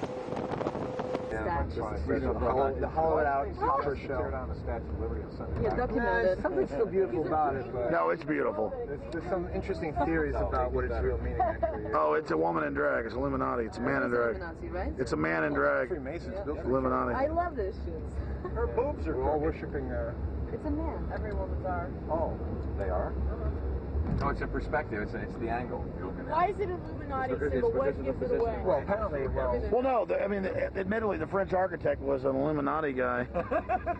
And an accident. Well, I have a couple books on it, and sure. I would take it off now. The cop's coming over to us now to check us out. Well, number one, it's male and female. It's androgynous. It's like in Mel Gibson's The Passion. The devil's male and female. So it's androgynous. Yeah, here comes the cops. Keep it rolling. Okay. I don't think they're going to come over to us. What? He's got a 50 cal on the front, 50 cal on the back. Let me get this. But it may be He's going to park between us and the statue. And it also showed you like the different. They had different ideas before they became a process, and I forget exactly why they decided upon this. You know, Alex, you're right. I never thought about that. Look at her arm. That looks like a man's arm. No, it is. It's admitted. The hand is huge. Is that an Adam's apple? A man hand. What's their name? The one with the long legs and the long blonde hair. They all say. I'll have you look at Did you like call it gosh? How's it going, guys? Hey, how you doing? Good evening, sir. Just checking out the beautiful sights tonight. Like every night, yeah. How's it going, man? I'm sorry? Newport Yacht Club. Yep. We got enough preservers for everyone here, so we got 1, 2, 3, 4, 5, 6, 7, 8, 9, 10. I got 10 in storage up in the front. I got 12 up there. Yeah, we're here. We're pretty much here every night. How's it going, guys? Right. It's pretty quiet out here, huh? Yeah. Not a lot of action on this. Yeah. That's. Well, if we see anything, we'll give you a holler. Yeah. Don't you recognize us by now? No. Stop it, Buchanan. Oh, yes, you can. Come on. We're in the boat. She's a beauty. You guys got the lights hanging out next to the statue. Come on. That's not too bad. What's better than that, man? You guys have a good night. Take care. You too, man. You too, man. Thanks a lot. Good night. Safe. No, that's their line. I don't believe this. Later. My impulses were over there and talking. Downstairs? That's my dialogue. Oh, okay. Oh, yeah. But they were cool, actually. Yeah. Well, they're nice guys. They were nice. But at least we know if there was going to be an Al-Qaeda attack on the statue would be saved. Most likely. These guys, you I know. Makes me so nervous. Oh, see, now that's the reaction. They're guarding the statue tonight. Yeah. Is that the Watchtower Track Society? Yes, it is, yeah. They like to buy buildings next to bridges. There's the Watchtower. They feel that buying bridges, That's the Jehovah's Witnesses. they feel that buying real estate next to large public works like bridges and stuff gives them energy. It's true. Really? That's what they think, yeah. That's why they own the real estate next to the Brooklyn and the Manhattan Bridge. They love buying real estate next to bridges. Don't ask me why. And it's all printing presses. You got to see what's going on in there. That is a factory of printing right there. This is the Brooklyn Bridge here. 1886 is one finished. Washington. Well, the British amassed at Staten Island 2,000 ships. Washington boogied right there. Came up through Brooklyn Heights, and he had to make a quick boogie out. Because they would have killed. Is there a bridge here then? No. God, look at the purple on the water. There would have been nothing. Absolutely gorgeous. How deep is this? Harry, how deep is this? We're at 51 feet.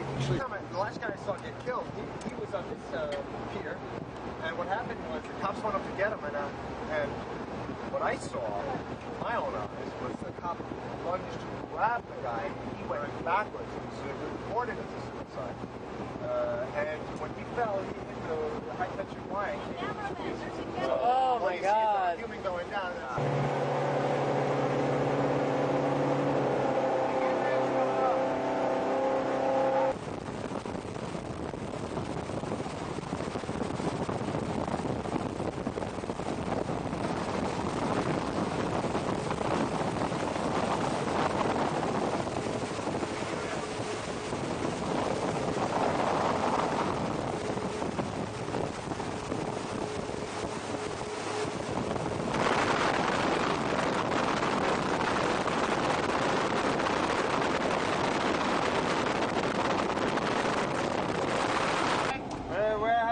Nice time. How are you doing tonight?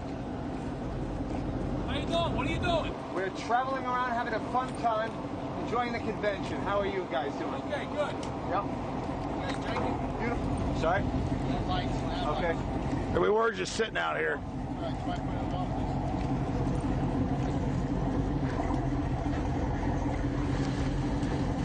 Where are you headed now? We're going to go back to Newport Yacht Club. That's where I'm stationed.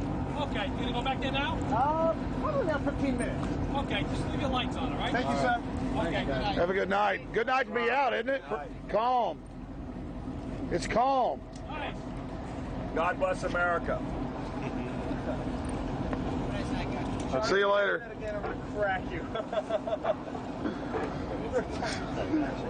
I didn't even think about this. God bless America. These guys don't like it. All in all, we had a great time in New York, despite the police state.